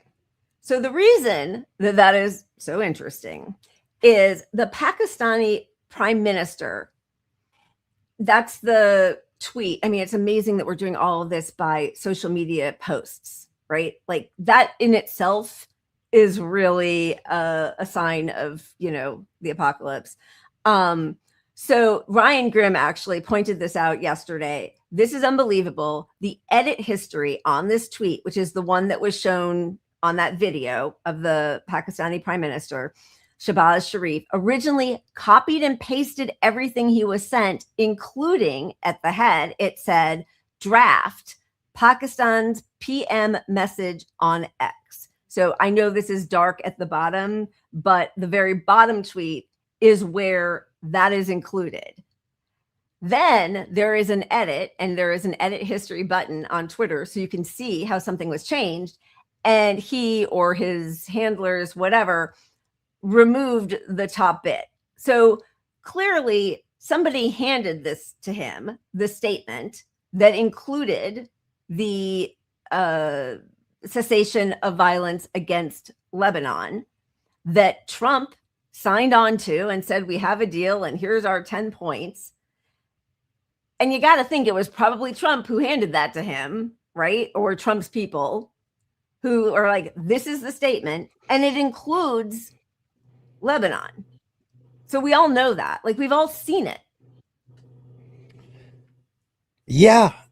But regardless of which way you take this story, it's absurdly incompetent on one level, which is coming out of the vice president's mouth, that if you take his story, we just didn't, you know, it was honest misunderstanding about the other country involved here that just might get, you know, it was in their 10-point plan months before this shit, a month ago or whatever, weeks ago. So pretending that it was just a misunderstanding on that is absurd on the face of it. Right. Absolutely absurd. So you can't buy that story. The other story is that we're directing the shaping of this narrative somehow. Like we're pulling the strings everywhere. Like, or we think we are, but you've got this moron in charge who is finally, and again, you know, like somebody, I think, was it Ken? Somebody in the comment said that MAGA's doing more. Yeah, Ken. Yeah. The dissenting half of MAGA are doing more to stop the wars more than Dems. You're right. I mean, you've got Marjorie Taylor Greene and Thomas Massey and Megyn Kelly and, you know, the MAGA crowd or the Republican crowd forcefully speaking out. Now, like, obviously, I don't care for any of these people, but like, where are the Democrats on this? They're egging him on. Don't be such a taco. Get back in there. Tucker Carlson, that's right, David. Megyn Kelly and Tucker Carlson are better attack dogs on the president who they've supported. Now, Tucker, yeah, he turned coat on Trump a while ago. Megyn Kelly, like this week, was backing Trump, you know, on all this shit. So, I mean, I'm not gonna show the whole clip because it's 2 minutes, but you can't be this good, Democrats. Now, as you can imagine, that post did not go over well with the Iranians or with many Americans. I mean, I don't know about you, but I am sick of this shit. I'm sick of it. Can't he just behave like a normal human? I mean, honestly, like the president, 3 each, yes, shut up. Fucking shut up about that shit. You don't threaten to wipe out an entire civilization. We're talking about civilians just casually in a social media post. You know, like I am the first to try to understand Trump and his strategy and to not freak out over his weird social media posts and language that is loose and incendiary. Truly, I've lived with it for 10 plus years. I learned it the hard way when I was on the receiving end of it for 9 months. And truly, I think that was a gift to me in many ways because it helped me really come to understand what he does with his social media. But this is completely irresponsible and disgusting. This is wrong. It's wrong. I mean, you know, I hear people saying, like, even when George W. Bush lied us into Iraq, he still had a nice message for the Iraqi people. And you're like, that's the part where I get nervous, because I feel like the fact that Trump says the stuff out loud that we've been doing all along is healthy for people to understand what empire really is, right? And if he did it in a polite way, if he was just like, listen, Iran supports the terrorists in the region, and so that's why, which is what everybody in power basically is saying. So the next level of that is, so we got to get rid of them. They can't have nukes. They can't enrich uranium. They can't have ballistic missiles because they might hit our only democracy friend in the Middle East who's surrounded by a bad neighborhood, right? So like, I agree. Like, I think we're all just like, enough with this shit. Like, stop this. We need something, we need somebody, like the adult in the room idea, which we've never had in my whole life. In the US regime, the people in power, we have never had adults in the room. We have people who are better at pretending they have empathy as they, drone American citizens in the Middle East or deny us healthcare. So like, I agree that like, I think we all just need a little pause, but there are some people for whom there's never been a pause, because we've all been lulled into this idea of like, his only scandal is that tan suit. I don't know. I agree. Yeah. I agree that this is awful, but I don't know.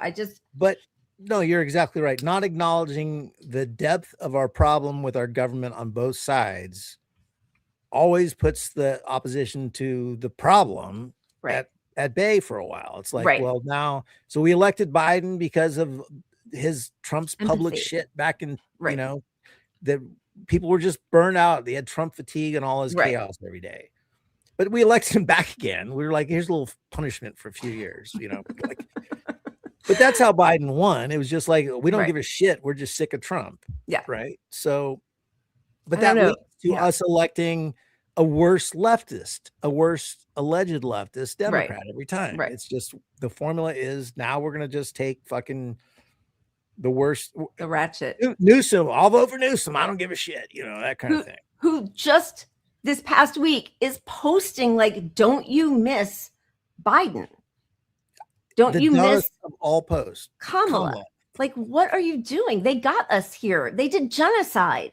They crushed 3 strikes. They kicked 20 million people off of Medicaid. No, I don't fucking miss them. What are you talking about? Like, did you I know he must have read the Democratic autopsy. I don't know. I am read it. He read it so hard and then threw it away so hard, because he read it so hard that he started his own podcast and then had Charlie Kirk on. And everyone fought back at him like, that's not what we meant by that. We didn't mean embrace the right, you fucking loser. And so he's just now he's going rogue. He's got Democratic consultants around him, or like, push all the Democratic ideals. It's how you win. He's not going to win. No, he will definitely not win. He will definitely not win. All right. So now we also have JD Vance saying that possibly that 10-point plan, the first one, he's seen them floating around, but one of them might have even been written by ChatGPT. He's just like riffing up there. So in the past couple of days, I've seen a lot of reporting from the American media about the 10-point proposal that the Iranians have made. Now, as I know, because I've been involved in this, there are 3 different 10-point proposals at least that I've seen floating around. The first 10-point proposal was something that was submitted, and we think, frankly, was probably written by ChatGPT, that was submitted to Steve Witkoff and Jared Kushner. That immediately went in the garbage and was rejected. There was a second 10-point proposal that was much more reasonable, that was based on some back and forth between us, between the Pakistanis, and between the Iranians. That is the 10-point proposal that the president was referencing in his Truth yesterday. And then, frankly, I've seen a third 10-point proposal that's even more maximalist than the first 10-point proposal that's been floating around various social media channels. Now, here's what's interesting about all this. What's interesting is you guys are just lying to us to our face, and everybody fucking knows it. And we know our country is led by self-interested, narcissistic, fucking capitalist pigs.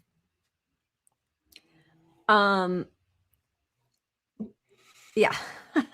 I mean, it was interesting watching Hegseth and General Kane get questions today at the press briefing about, well, who controls the Strait of Hormuz now? Because you're saying that you won and you got everything that you wanted out of this. Who's controlling the Strait of Hormuz? And that just got like, shitty little snide comments from Hegseth, like the way Trump treats reporters, or just like, why would you ask such a stupid question? Like, it's just, they can't handle any pushback. But also, they do not control the Strait of Hormuz. And that is actually their biggest disappointment right now. Like, they don't actually care about anything else except for how it affects the economy. That's it. And they will not ever control the Strait of Hormuz. Yeah.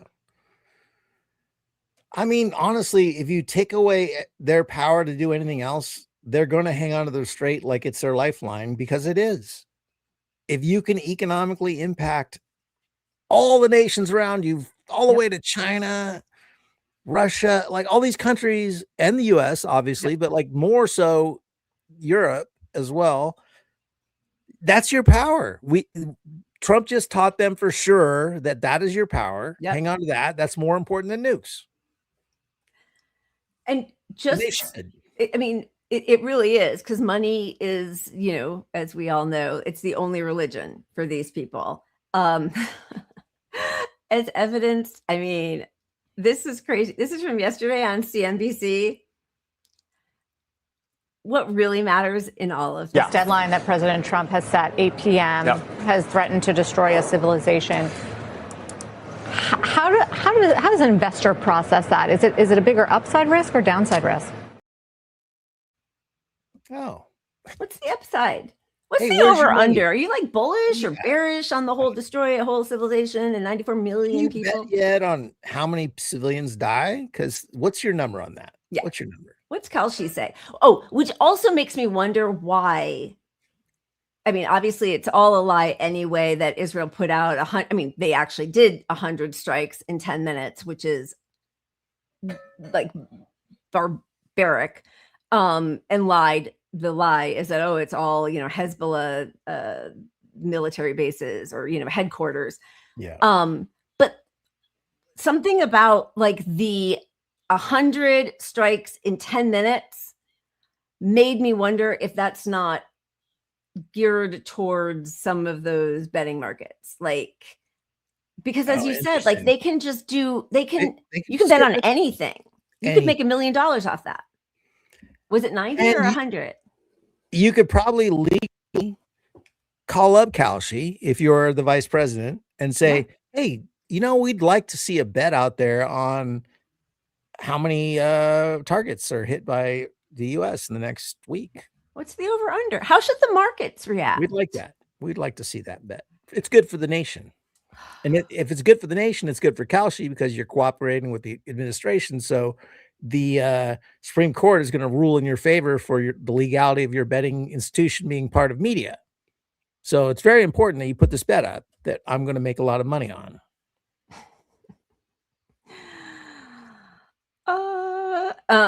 Yeah, I mean, thank you, Kat. That's very sweet. We love you guys. And just to go back to that tweet about, it was a Nigerian fake account. Like, it's Nigerians, it's AI, it's ChatGPT. I mean, we're just like truly living in crazy town. And none of it is fake. It's all like, we all see it. Yeah. The stuff he's talking about that they accuse CNN of faking or whatever, doing some poor journalism on, was given to CNN by the fucking Iranian, I don't know, some person or whatever. Yes, right. It was verified before they reported on it. It was 100% real. Hate to say that about CNN, but it was real. Yeah. And I mean, it's just really, it is so sad to see what people have to deal with, because why would anybody trust the US or Israel? Israel breaks every ceasefire ever.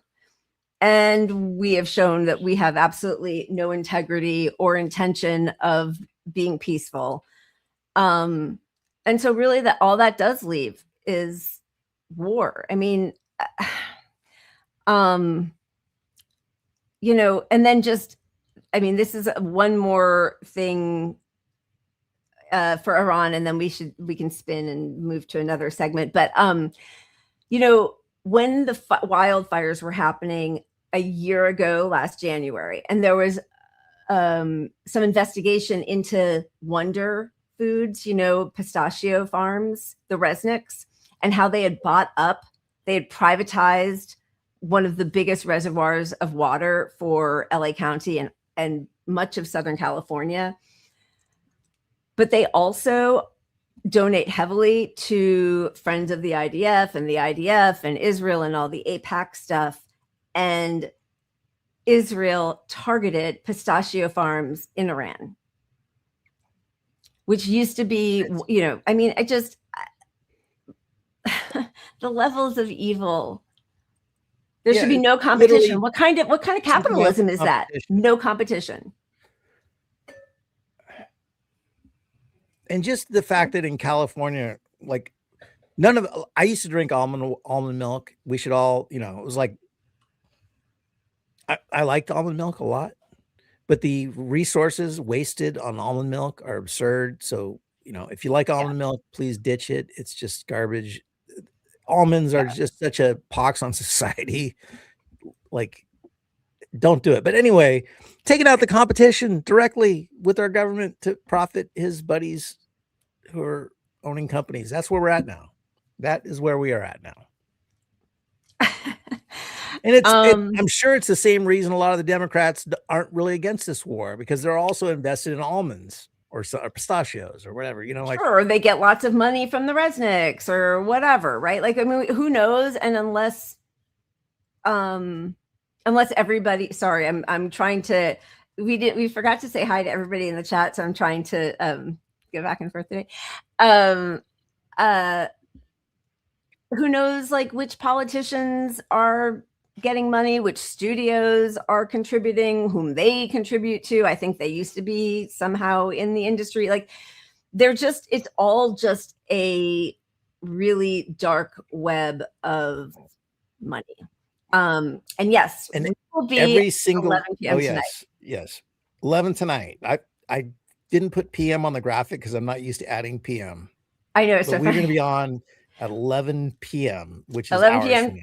tonight with Mohammed Al-Turk, who was sent our way by Jen Perlman and Pete Hager and Rachel over at Revolutionary Change. We're very much looking forward to speaking with him, but because of the time difference and because of the lack of access to power and internet, he can only do it from a cafe, which is open at 9 a.m. So that is when we will interview him, and then we will show it again. I think probably parts of it tomorrow on our 6:30 show.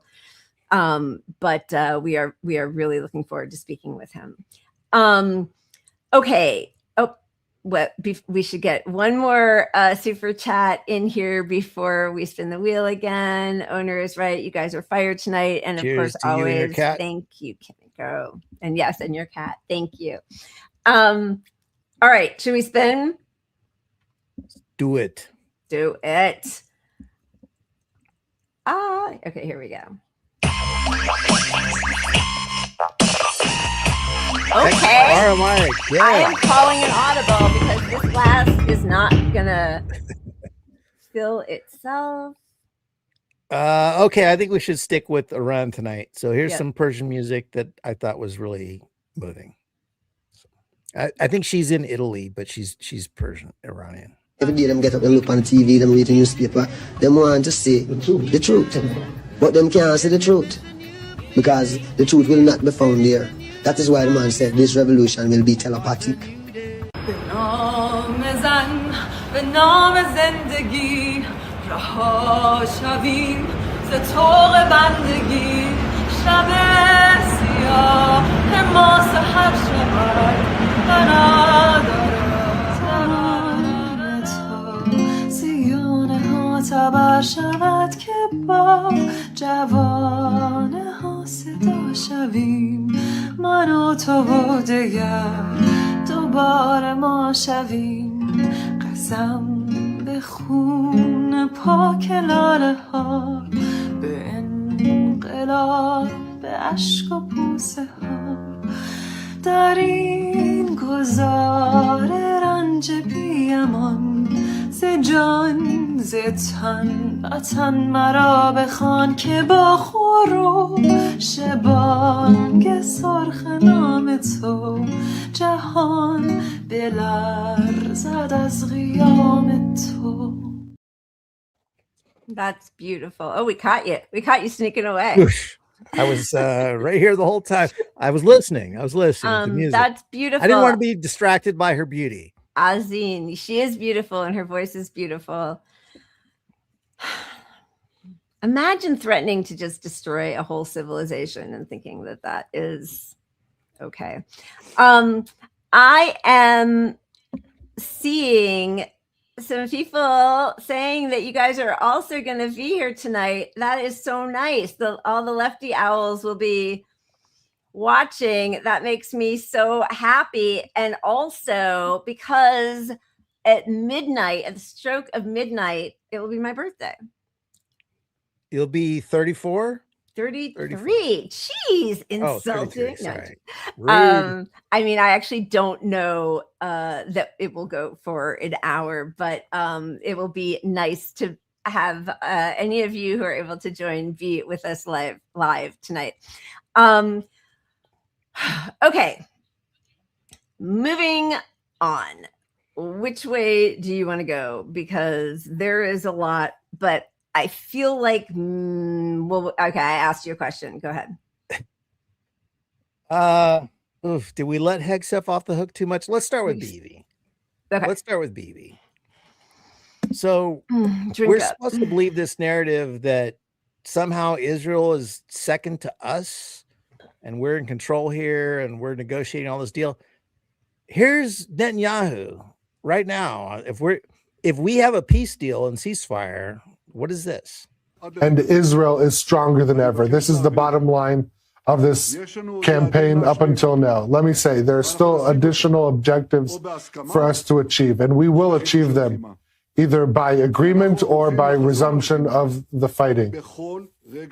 We are ready to resume the fighting at any moment. Our finger is on the trigger. As you know, 2-week ceasefire has been announced between the U.S. and Iran. No, we were not surprised in the last moment, and I want to emphasize, this is not the end of the war. This is a step in order to achieve all the objectives. So it's not an end to the war. This is a step. So you're saying the war is continuing regardless because these ceasefire agreements, no matter what, aren't going to appease Israel. Nope. Which means we are going to be dragged into this by Israel's interests unless we ever separate ourselves from them. So this complicated Middle East peace thing is not that complicated. Again, it's not. It is not complicated. This is the axis of resistance and the solidarity. Like, you know, I think that's the other thing. It is so meaningful to see the solidarity with Palestinians that Iran has shown, that Hezbollah, that Ansar Allah, right? Like, this would all end if Israel weren't such a rabid fucking dog. I mean, seriously, I don't even know what to say anymore. Like, the thoughts in my head shouldn't be permissible, and Yeah. I have them all. Well, and this, you know, we always debate, is it us pulling the strings, Israel pulling the strings? It's Right. Israel pulling the strings. They have the power. And that power, I think, honestly, comes from the Epstein shit largely. And a long game plan that Israel had to inject themselves and own our politicians. Right. And sorry, but I'm gonna I know, push back just I a little know. bit. Because yes, I mean, on some level, I hear what you're saying, but it is the empire capitalist class. This is our colonial outpost in the Middle East. We are the biggest superpower in the world. Israel doesn't own us. Like, if we shut off the Us spigot, as they a would stop. country, Right. but politician by politician, Right. they do, Right. which effectively is our government. But that benefits, yes, 100%. I mean, it's Zionism, it's colonialism, and yes, specifically, of course, right now we're seeing it happening through Israel, but like it's also happening to Cuba, it's also happening to Venezuela, to the global south. Like it is all about American hegemony or U.S. hegemony, and right now, I mean, which is why, you know, it is really important that this empire falls, even though it's not like there's another empire. I like it would be really nice to have a multipolar world where people learned just the way we were all taught in preschool to get along and to share. Like that doesn't feel so hard. You've got enough. You got enough. You're a fucking billionaire. You've got enough. And the fact that we give so much money to Israel, who then gives its citizens free healthcare, is really so outrageous. I mean, that's like the smallest outrage in, view of all the things they're doing. But like, come on. But it does speak to the massive learned helplessness we all have in America of like, this is our system. You're stuck with it. You can't change it. Yes, every other country on earth has fucking healthcare for everybody without being tied to your employment or breaking your, you don't have to sell your house for healthcare. Yeah. You get, every other country's figured this out, but we're just some magical country that can't rule that in. Nope. It's a pony and a magical whatever Hillary said. But then seeing them have healthcare that we're funding, basically, on top of, I mean, it's learned helplessness. We all, most of the country knows now. It's just like, what do we fucking do? Is the we have to teach people that they have some power, and the power is in strikes and money and not voting for shitbags. And Luigi. Dems think they can win without turning on Israel. Republicans are done. Yeah, I mean, I hope they're all done. But yes, I agree. And thank you for your super chat. Thank you also. Ceasefires in the tricky MER. I'm sorry. I have had 3 glasses of wine and very little tea. Tricky. Got it. MER the third R threw the acronym off. Okay. Thank you. Thank you very much. Oh, Middle East. Got it. Are tricky. Yes. Sorry. I still was catching up, even though I said yes. You youngsters with your R's throwing us old folks off. Thank you. Sorry. Yes. Can you tell that my eyes are blurry? Thank you, Kimiko, also, and thank you, Reflect the Sun 50 Punch Up Pod memberships. Thanks, you guys. Very, very generous. Thank you. All right. So wait, what were we just talking? Israel. Okay. Israel today, and we did not pull the footage, but it is so horrifying. A teacher having a remote class with her students in Lebanon. And while they are having their class, I did listen to it. One of her students, her home is targeted, struck, and her mother is killed. And I mean, they are carpet bombing Beirut now. Rania Khalek, who is in Lebanon, in Beirut, reporting for Breakthrough News and her own, she has her own also I can't remember now the other name, but she has a lot of different outlets that she is an independent journalist, Lebanese American. And she has been saying these last few weeks that even though she's in Lebanon, she's sort of far away from where all the shelling is happening. And today she put out a video saying how terrified she is also because they have no mercy, no moral compass.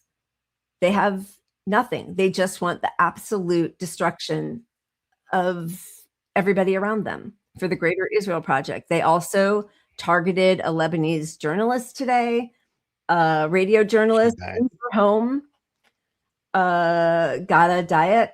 They also killed a journalist in Gaza today, Mohammed Wisha with Al Jazeera. I mean, Nobody is stopping them. They get to do this with complete impunity. Children, journalists, medics, they have been targeting medics in Lebanon and Iran, just as they do in Gaza and in the West Bank. I mean, if you think about something that would cross a line that would change the dynamic, or at least get people upset about it, like they've done all that. We started this war in Iran killing schoolgirls, and that didn't affect the course of the war. Yep. And we've allowed Israel to kill and target children. We've had Because they'll grow up stories to of be them terrorists. sniping in the head for like points for the day. Yep. Like, oh, we're shooting them in the leg today. Points. The That's head, what we're doing. the heart, the leg, the genitals. So none of these Doctors have stories, attested to all of this. you know, there's Trump fatigue and there's fatigue of like horror stories of what Israel and the US are doing. And none of these are big enough additions to change. You know, the public already is on the right side of this. Yeah. We hate it. We don't support it. We don't want this in our name. I mean, I'll tell you, even, you know, Trey Yangst of Fox today was talking about how the US and Israel broke the ceasefire. That's Fox News saying that. You know, not, by the way, was not happening on CNN, even though they wanted to stand by their own story, right, that Trump is upset about. They were more interested in standing by their own story that the Iranian leaders were pleased and felt victorious. And then also, and we can get to this now if we want to cover the Democrats and the whole Hassan Abdullah Saeed stuff. But Dana Bash had a whole thing on Hassan Piker today. That's where her focus is. That. Yeah. Should we move over to that, or where do you want to move to right now? Yeah, let's go to that. I mean, I think this is so ridiculous. Like CNN, I said this last week, but 5 minutes of coverage on CNN is like, you could change how the public thinks about a thing. Yeah. I know they're not that powerful, but like you're shaping what other outlets pick up, you know, and you really could change 5 minutes of focus on Hassan Piker of all people. With like spurious lies is really what's happening. That is their whole focus right now, is destroying him for telling the truth and for being massively popular with the people Democrats pretend they want to bring back into their big tent. Yeah, and the opportunity cost of real news is what is always striking to me. You chose to do this segment on this in lieu of something else that is more important, economic things. Like, but no, it's trashing a podcaster so Israel comes out farther ahead. Here's some of what he actually has said about the depravity of the October 7th terror attack, the deadliest day for the Jewish people since the Holocaust. Quote, "It doesn't matter if effing rapes happened on October 7th. Like, that doesn't change the dynamic for me. The Palestinian resistance is not perfect." Now, let that sink in. Hassan Piker is excusing sexual violence by Hamas terrorists. He also claims Hamas is, quote, 1,000 times better than Israel. Hamas is a designated terror organization, not just by the U.S., but by the EU, Canada, Australia, New Zealand, just to name a few. And here's what Piker said about the horrors of September 11th, 2001. America deserved 9/11, dude. F it. I'm saying it. Like, we fucking totally brought it on ourselves, dude. Holy shit. We did. We fucking did. Okay. She's such a liar. She's just a liar. First of all, he didn't say, first, the rapes didn't happen. So number one, that's her lie that she and Jake Tapper and CNN have stood by and never recanted, even though they've been completely disproven, debunked. Even the UN says, with all of the footage and all of the people who go off to watch the, like, why is the October 7th documentary, why has that been kept so secret? Like, if it actually proved all of the accusations that Israel has made about Hamas. Why don't they show that footage? They never do. But even Paula, whatever her name is, from the UN said there was not a shred of video or photographic evidence, let alone physical evidence of rape by Hamas on October 7th. That's a lot. Dana Bash never covers all of the very well documented, horrifying examples of rape used as a weapon of war and terror and torture and subjugation by Israel against the Palestinian hostages that they steal off the street. Number one. Number two, he didn't say, oh, it's fine if Hamas rapes. He said, even if they did, it does not excuse a genocide. And it doesn't. It wouldn't. Even if they raped 1,000 people, it does not excuse a genocide of 2.2 million people. Also, innocent people never talks are about West innocent. Bank. Yeah, never talks Innocent about the West people- Bank. Yeah. They weren't part of it. Why are all these pogroms happening in the West Bank? And yeah, you know what? The US, because of our imperial colonialist invasion of all these countries, there is a reason that 9/11 happened. I mean, there just is. And I never want innocent civilians to die. I don't. But like, what do you think is going to happen when you're the biggest bully and terrorist nation in the world? Absolutely. Absolutely. And the choice of words deserved it, could have been better. And that's, we're talking about podcasters though. Yeah. You could replace deserved it with was a foreseeable outcome of our foreign policy, which is really the right way to say it. But he's not a politician. He's a provocative YouTuber. Yep. And he didn't say it to be provocative either, though. That it's just anyone could say that. I mean, can I just say it right now? We deserve 9/11. Like I don't certainly think deserve blowback. Yeah. The people in the towers didn't deserve to die. Our country as an abstract thing deserved a terrorist event because of how we treated these people who had no power. I mean, that's what happens when there is never punishment for your crimes against humanity. Then the other thing is, she said she named 4 or 5 countries and said who do consider Hamas a terrorist organization, and said just to name a few. If she had named all Just of to name them, all. yeah, she would name 5 more, and that's it. Of 92 countries, I think there are 12. And they're all, vassal states that are under America's rule, basically. No, the UN does not consider, they are a resistance movement. Yeah. And the other part, he said, Israel is 1,000 times worse. Okay. Prove him wrong on that one. Truly. Dana, whatever the fuck your name is. I have never seen the horrors and the atrocities in outside of stupid horror movies, like for real. I couldn't even imagine some of the things that we've all seen these last 2.5 years. And that's just because of social media. They have been going on since the beginning. That Tantora documentary where these old men sort of giggle about passing around a 14-year-old Palestinian girl, raping her and then killing her.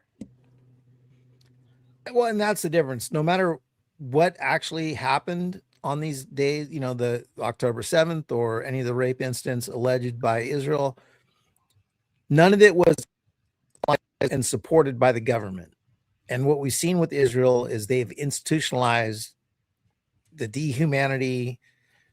That's the wrong word. I don't even know the word. Dehumanization of Palestinians to the level that on the news, they can cheer the rape assailants undisputed of Palestinians, and that's okay.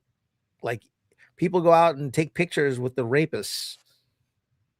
Yeah, he was paraded around like a hero.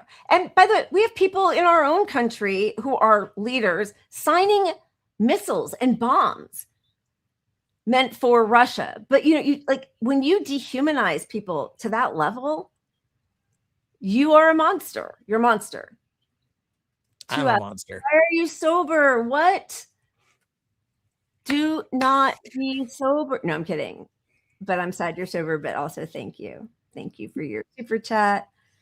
The right on X is rooting for Iran, not the US. Thank you for your super chat. Yeah, I mean, listen, I think the people, there is a lot of working class solidarity, international solidarity right now. Thank you, Bandeo, because the lies. They've lost a lot. What'd you say?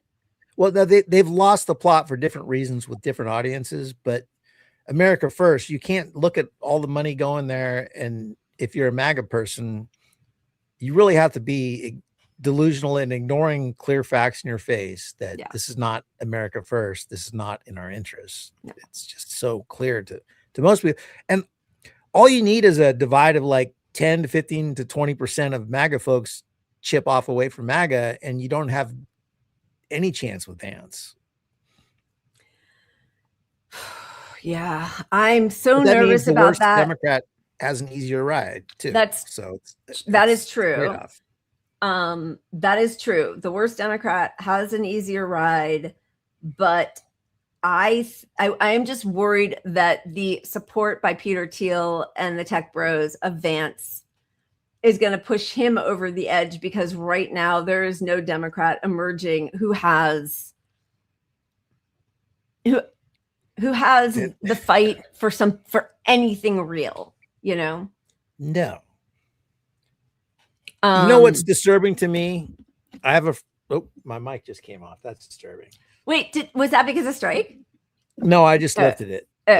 No, she's over here bathing like she's about to attack me. Not going to do it. I have a lefty friend who just checks in once in a while around politics. Yeah. But she sent me something like pro Swalwell, which is right in line. Wait, right in line with the Democrats. Well, I mean, a real friend in real life, normie sort of left-ish Democrat, right? Very Bernie, but right.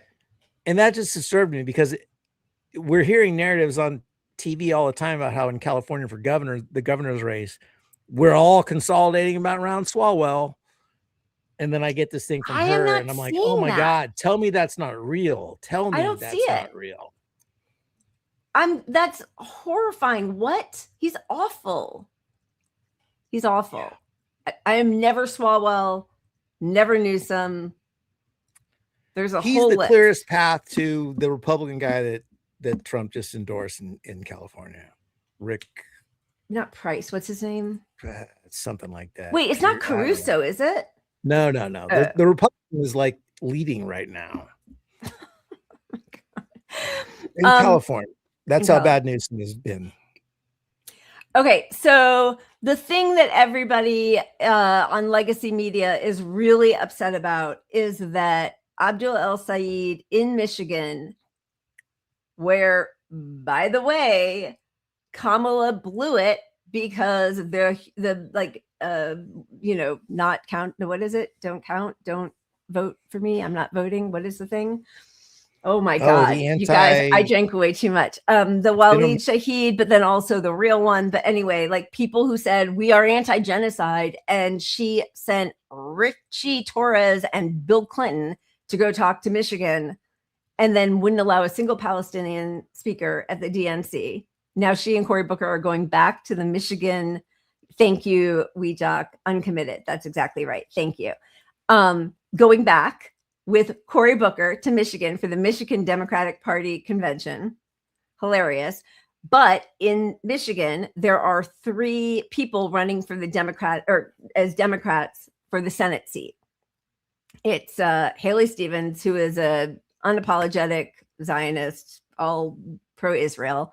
There is Mallory McMorrow, who pretended to be kind of lib progressive, but she's awful and just condemned Abdul El Sayed, who is the third one, who is like more of a real progressive Bernie guy, Medicare for all, anti-genocide, all the kind of stuff, condemned him for doing rallies with Hassan Piker. And so now the move is from CNN and corporate media and all of the, the Atlantic and the New York Times and all the big corporate people to castigate primarily Hassan Piker, but then by association, what kind of candidate would go around with Hassan Piker, Abdul El-Sayed, and that crazy name, and the Medicare for All, and the genocide talk. Yeah, and I mean, I haven't followed this race closely, but from what I keep hearing, it's a coin flip at this point, right? Between it him. is. But last week, and we showed last week after their first round of attacking Hassan Piker and Abdul El-Sayed broke the top 5 on Act Blue for donations to him. Yeah, and I can't help but think every single thing the Democratic Party is doing to try to stop him is helping his campaign. That's how toxic Democrats are. Toxic. Yes, thank you. That's absolutely. It. And there was footage of, and I'm not trying to be like a Hassan, stan acolyte, whatever, but like watching him enter the rally, and obviously it's a rally for Abdul El-Sayed, so people are already like in that lane, but like they're young, they are ready to go out and pound the pavement and knock on doors and canvass, just as they did for Zoran Mamdani, right? And the Democratic Party is rejecting that just the way they rejected Zoran Mamdani, who, by the way, we didn't even point this out, but last week when we were talking about the IHRA definition of anti-Semitism and how finally, like, they had to drag her kicking and screaming, but finally AOC, who voted for it previously, said that she would not. Zoran Mamdani, first day in office, canceled the executive order of Mayor Eric Adams, who had made that the official definition. He canceled it right away. But anyway, this is so watching Hassan Piker walk into this rally and the crowd goes wild. I mean, he is a draw. So for Democrats to be working so hard, the establishment to be working so hard against him is just, again, I mean, I know we all know who they are, but like so revealing. So one of the people on the press line was this, what's her name? Olivia Reingold with the Free Press, asking Abdul El-Sayed if Israel should exist as a Jewish state. We're going to take 2 more questions. I'm sorry, we're going to have to move on to the next person. I'm sorry, Olivia. As a Jewish state. Olivia, we're going to have to I'd love to move take the on. question. I'd love to take the question. Actually, what do you mean by Jewish state? I feel like if you can't define the question, I'm not going to answer your question. We're going to move on to the next person. Fox News. That's the way to do it. And There no, you it go. shouldn't. Absolutely, it should not exist as a Jewish state. And look, if he wants to win this thing, he keeps doing what he's doing. Don't come down to 2 weeks before the race and soften your position with something to try to win some marginal thing voters because a Democratic consultant told you this. I mean, I don't think he's going to do that, but I hope that's not. the history of a Globalize lot of the these intifada. candidates. Globalize. Stick with it. You're Yeah. popular because the Democratic Party is fighting against you. That's what Democratic voters want, someone fighting against the Democratic Party. Yes. That is the clearest takeaway from the last 10 years.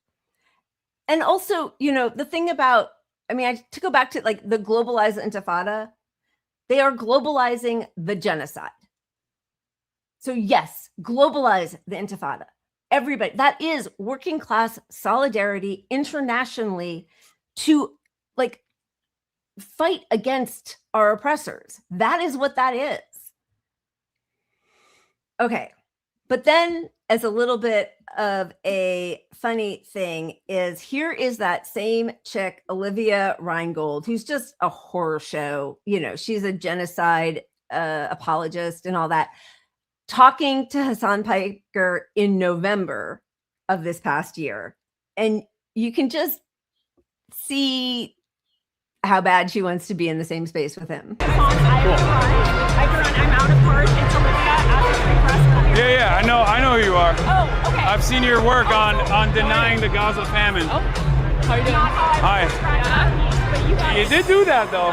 Okay, well, anyway, I would love to profile you. You know who I am? For the Free Press? You already have profiled me. You called me the handsome face of terror apologia. Not you, but your outlet did.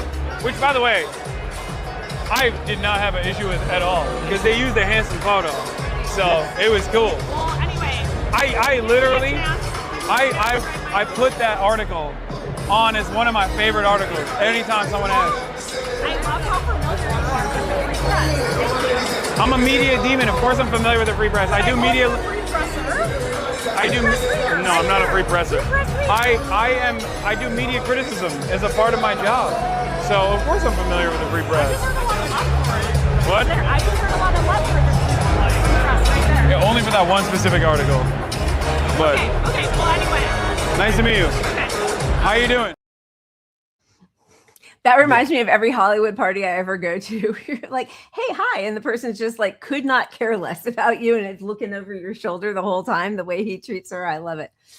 Yeah, she would love a collab to get some views. Yeah.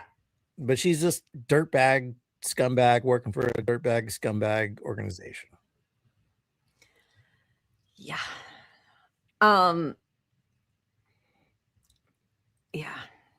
I don't know. I don't know. Is that too much for you, Lila? I'm sorry. Oh, no. I agree. Okay. You know, no, my God. Oh, I don't mean to speak for you. Oh God, That's no. just me. Sorry. That's me looking to see like, what's the next thing we're going to do? I'm so sorry. No, it's never too much. Too much is never enough. If less is more, Pat, think about how All much right, more well, more is. Go. I dropped our headline so my cat could be in view because that's important right here. Aw, look at this. It's sweet. She's right. very sweet. Anyway. Onward.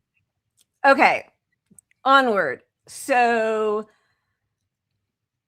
well, see, Gwen, I've been trying to figure out how all that works, but I think it might be something that each person controls individually on YouTube, but I don't know. I don't even know what you're talking about, but you don't deserve to be green, Gwen. We're going to fight this. We're going to fight it. If you want to be. Wait, there's also, we should pull it for another time. Where is Lucky? Thanks, Adria. I am early birthday celebrating. I need to come down from this by 11 so I can be a little more sober for our second show tonight. Okay, wait a second. What were we just talking about? We just showed Hassan stuff. There's that Laura Loomer clip, and we pulled it so many different times, and then we don't show it, where she is at one of so Laura Loomer at the outside hitting on him thing. Yeah, but who's the guy? It's not Richard Spencer. Who is the guy? It's some Nazi. It's like a neo-Nazi white supremacist, and she's a big Zionist, Jewish lady. But it's really amazing to see the cult of power because that is more exciting to her, and she's flirting with him the same way that Reingold was. Yeah. It was some really openly Nazi guy. Oh, who was it? God damn it! Someone knows. Somebody knows. Yeah, it wasn't. I don't think it was Richard Spencer, and it was not Milo. But yeah. Anyway, all right. While we're on her, she criticized Trump over all this. Yeah, because he didn't get enough. She said it's because I mean, that's like, she said, well, you let Iran win, and they got to win for like 30 seconds, and then Israel, carpet bombed them, and JD Vance lied about the 10-point plan, and Trump had a hissy fit, and here's a Hegseth being questioned in a democracy. Like, in a democracy, you're allowed to be questioned. But like, if you think that this is just the Trump regime, no, it happened under the Biden regime. Also, we saw Sam Husseini get dragged out and given a concussion when he was asking questions of Matt Miller or Blinken, whichever one it was. Yes. Thank you, Secretary Hegseth. Sorry. Thank you. Excuse me. Why are you so rude? Just wait. I'm calling on people. Thank you, Secretary Hegseth. Yesterday in the President's Truth Social, he threatened to wipe out a civilization. Nasty. They hate women so much. It's amazing. And Hegseth, he also he trashed CBS or I think it was CBS. One of the interviewers was from CBS. Yep. Which is very Trumpian. He's taken on the persona more and more. Totally. Of Trump. I think, it was when they were talking about putting troops at risk. I think it was this. Because of that. And also, you said earlier that the president chose mercy. But you yourself had said 3 weeks ago that we will give no quarter to Iranian troops. How do you correlate those two? And do you think that your comments may have put American troops at risk? No. I try to be nice up here, but you did listen to what I said, right? I laid out the objectives. We believe we've accomplished them, and it's a historic military victory. And President Trump has the option as the commander-in-chief to compel an adversary to the table, which is precisely what he did. And at the end, he chose to say, you know what, I'd rather talk to you at the table than obliterate your capability to export oil and fund your terror regime. So he did make that choice. That was his choice. He was a president of peace, and he's been willing to make those really tough calls that the American people elected him to do. Nothing we've done, not a single thing we've done. This is a typical, of course, it's ABC. Not a single thing we've done has put an American troop in more of a harm's way. We've only set our troops up to harm Iranian military capabilities, which they've done to devastating fashion and to great success. Mr. Chairman, you had a part of that There's a lot in that question. I'd love to take that offline and answer it, but I'm struggling to find exactly what your question was, and that's probably me, not you. Okay, all right. Sorry about that. Mr. Chairman, it was an indictment framed as a question, so you're forgiven for not understanding. Go ahead, please. No, you've had your chance. Go ahead, sir. Thank you very much. I believe so, based on the diplomatic negotiation.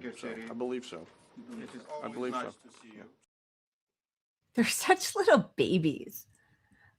They're just like cry bullies. They're just like, that it was an indictment or an accusation framed as a question. ABC. Yeah. Like there's also ridiculous. It's but ridiculous. Look, if you're gonna say from the podium as the Department of War, head of the Department of War, that Trump has a right to say whatever he wants to make some negotiations. Okay, so we can just start saying we're going to nuke you if you don't do this.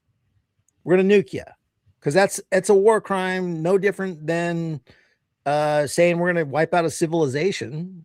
So is that okay?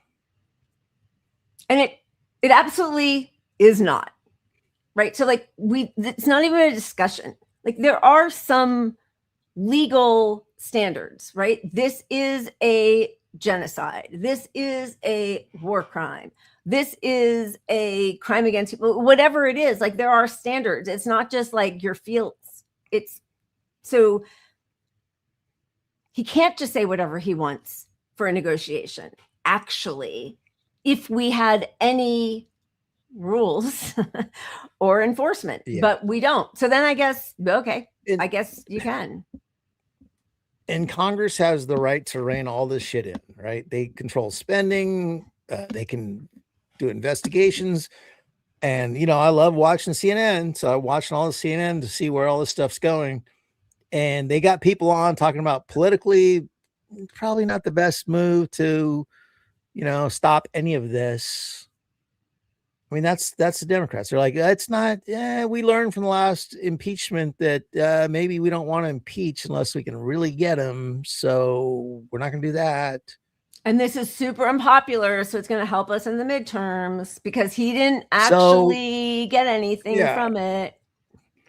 So ultimately, the democracy will stay in place if we just wait 2 more years and vote harder. Vote harder.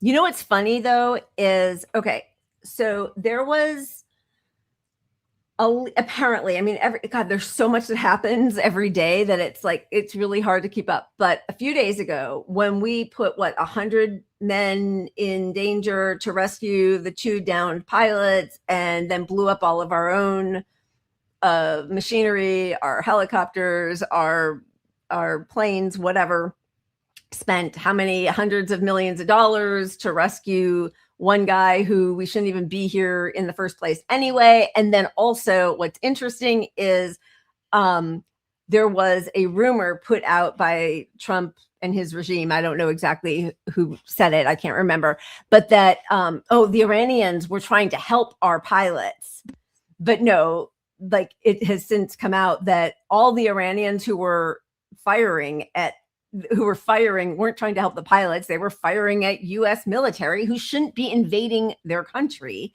But so Trump on the media leak. So this was 2 days ago. Trump on the media leak that there was a second missing F-15 crew member. We have to find that leaker because that is a sick person. It's a matter of national security. They put this mission at great risk. They put the downed airman at risk. He says if the media outlet doesn't cough up the leaker, people will go to jail. Guess who the leaker was? Oh, hey, there's Amit Siegel, Western Source. One of the American crew members was successfully rescued. And then he goes on in his little Telegram chat to say, Trump, we didn't talk about the first one we rescued. And then someone leaked something about the navigator. We're going to find whoever leaked it, whoever it is. We'll manage to track them down through the network that published it. We'll ask for the leaker. We'll say it's national security, and therefore it could end up in prison. And Amit says, as you may recall, this was first published here. I cannot wait for the extradition from Israel of Amit Siegel. Let's go. Get him. Get him. Do it. Do it. All right. We're about to take a 3.5 hour break, right? Yeah, we need to. Before we come back at 11. Absolutely. Is there anything else you want to add about what's happening before we do? Everything is great. Just vote blue. We could fix this in the midterms, people. We can fix this with a few more good Democrats. We'll take over the party. We will take over the party. They are coming to the rescue, primed for change, going to Michigan, where all stars are made. All right. We want to thank the Strangely Optimistic crew for coming on. You guys were amazing. Please do go support their film. They have until, I think, midnight at April 12th to get as many views on YouTube as possible. Nina Storey, the writer and director and star, Julie Lam, the editor, who is also one of the founding members of Masked Together America, and Gabrael Bey, who is the DP. Thank you for coming on our show. You guys were awesome. Please do go check it out. Give them some love and likes. Amen. And yeah, is that it? Yeah, I want to say thanks to them as well. I think it's so important to people just don't even have a clue how many people have long COVID. Like that's the core of this movie, is bringing it to people's attention, because it's ignored completely by the media and the left, especially. Really disappointing here. So leftists, please support these people. It could be you any day now. Absolutely. We will be back at 11. We're putting out another show tonight with Mohammed Al-Turk from Gaza. So please make sure to like and subscribe. You'll get a notification of our 11 p.m. Pacific time show this evening. And a reminder, Ali Gamsari is the Iranian musician who has stationed himself in front of a power plant right now as an artistic act of resistance, hoping that there is some empathy or modicum of humanity inside the U.S. regime that might prevent them from bombing him. But this is from a couple months ago when he had a music recital with other musicians in Iran. Cheers. See you guys at 11. Hopefully it'll be a shorter show. Yeah. It will sticking around for the interview, by the way.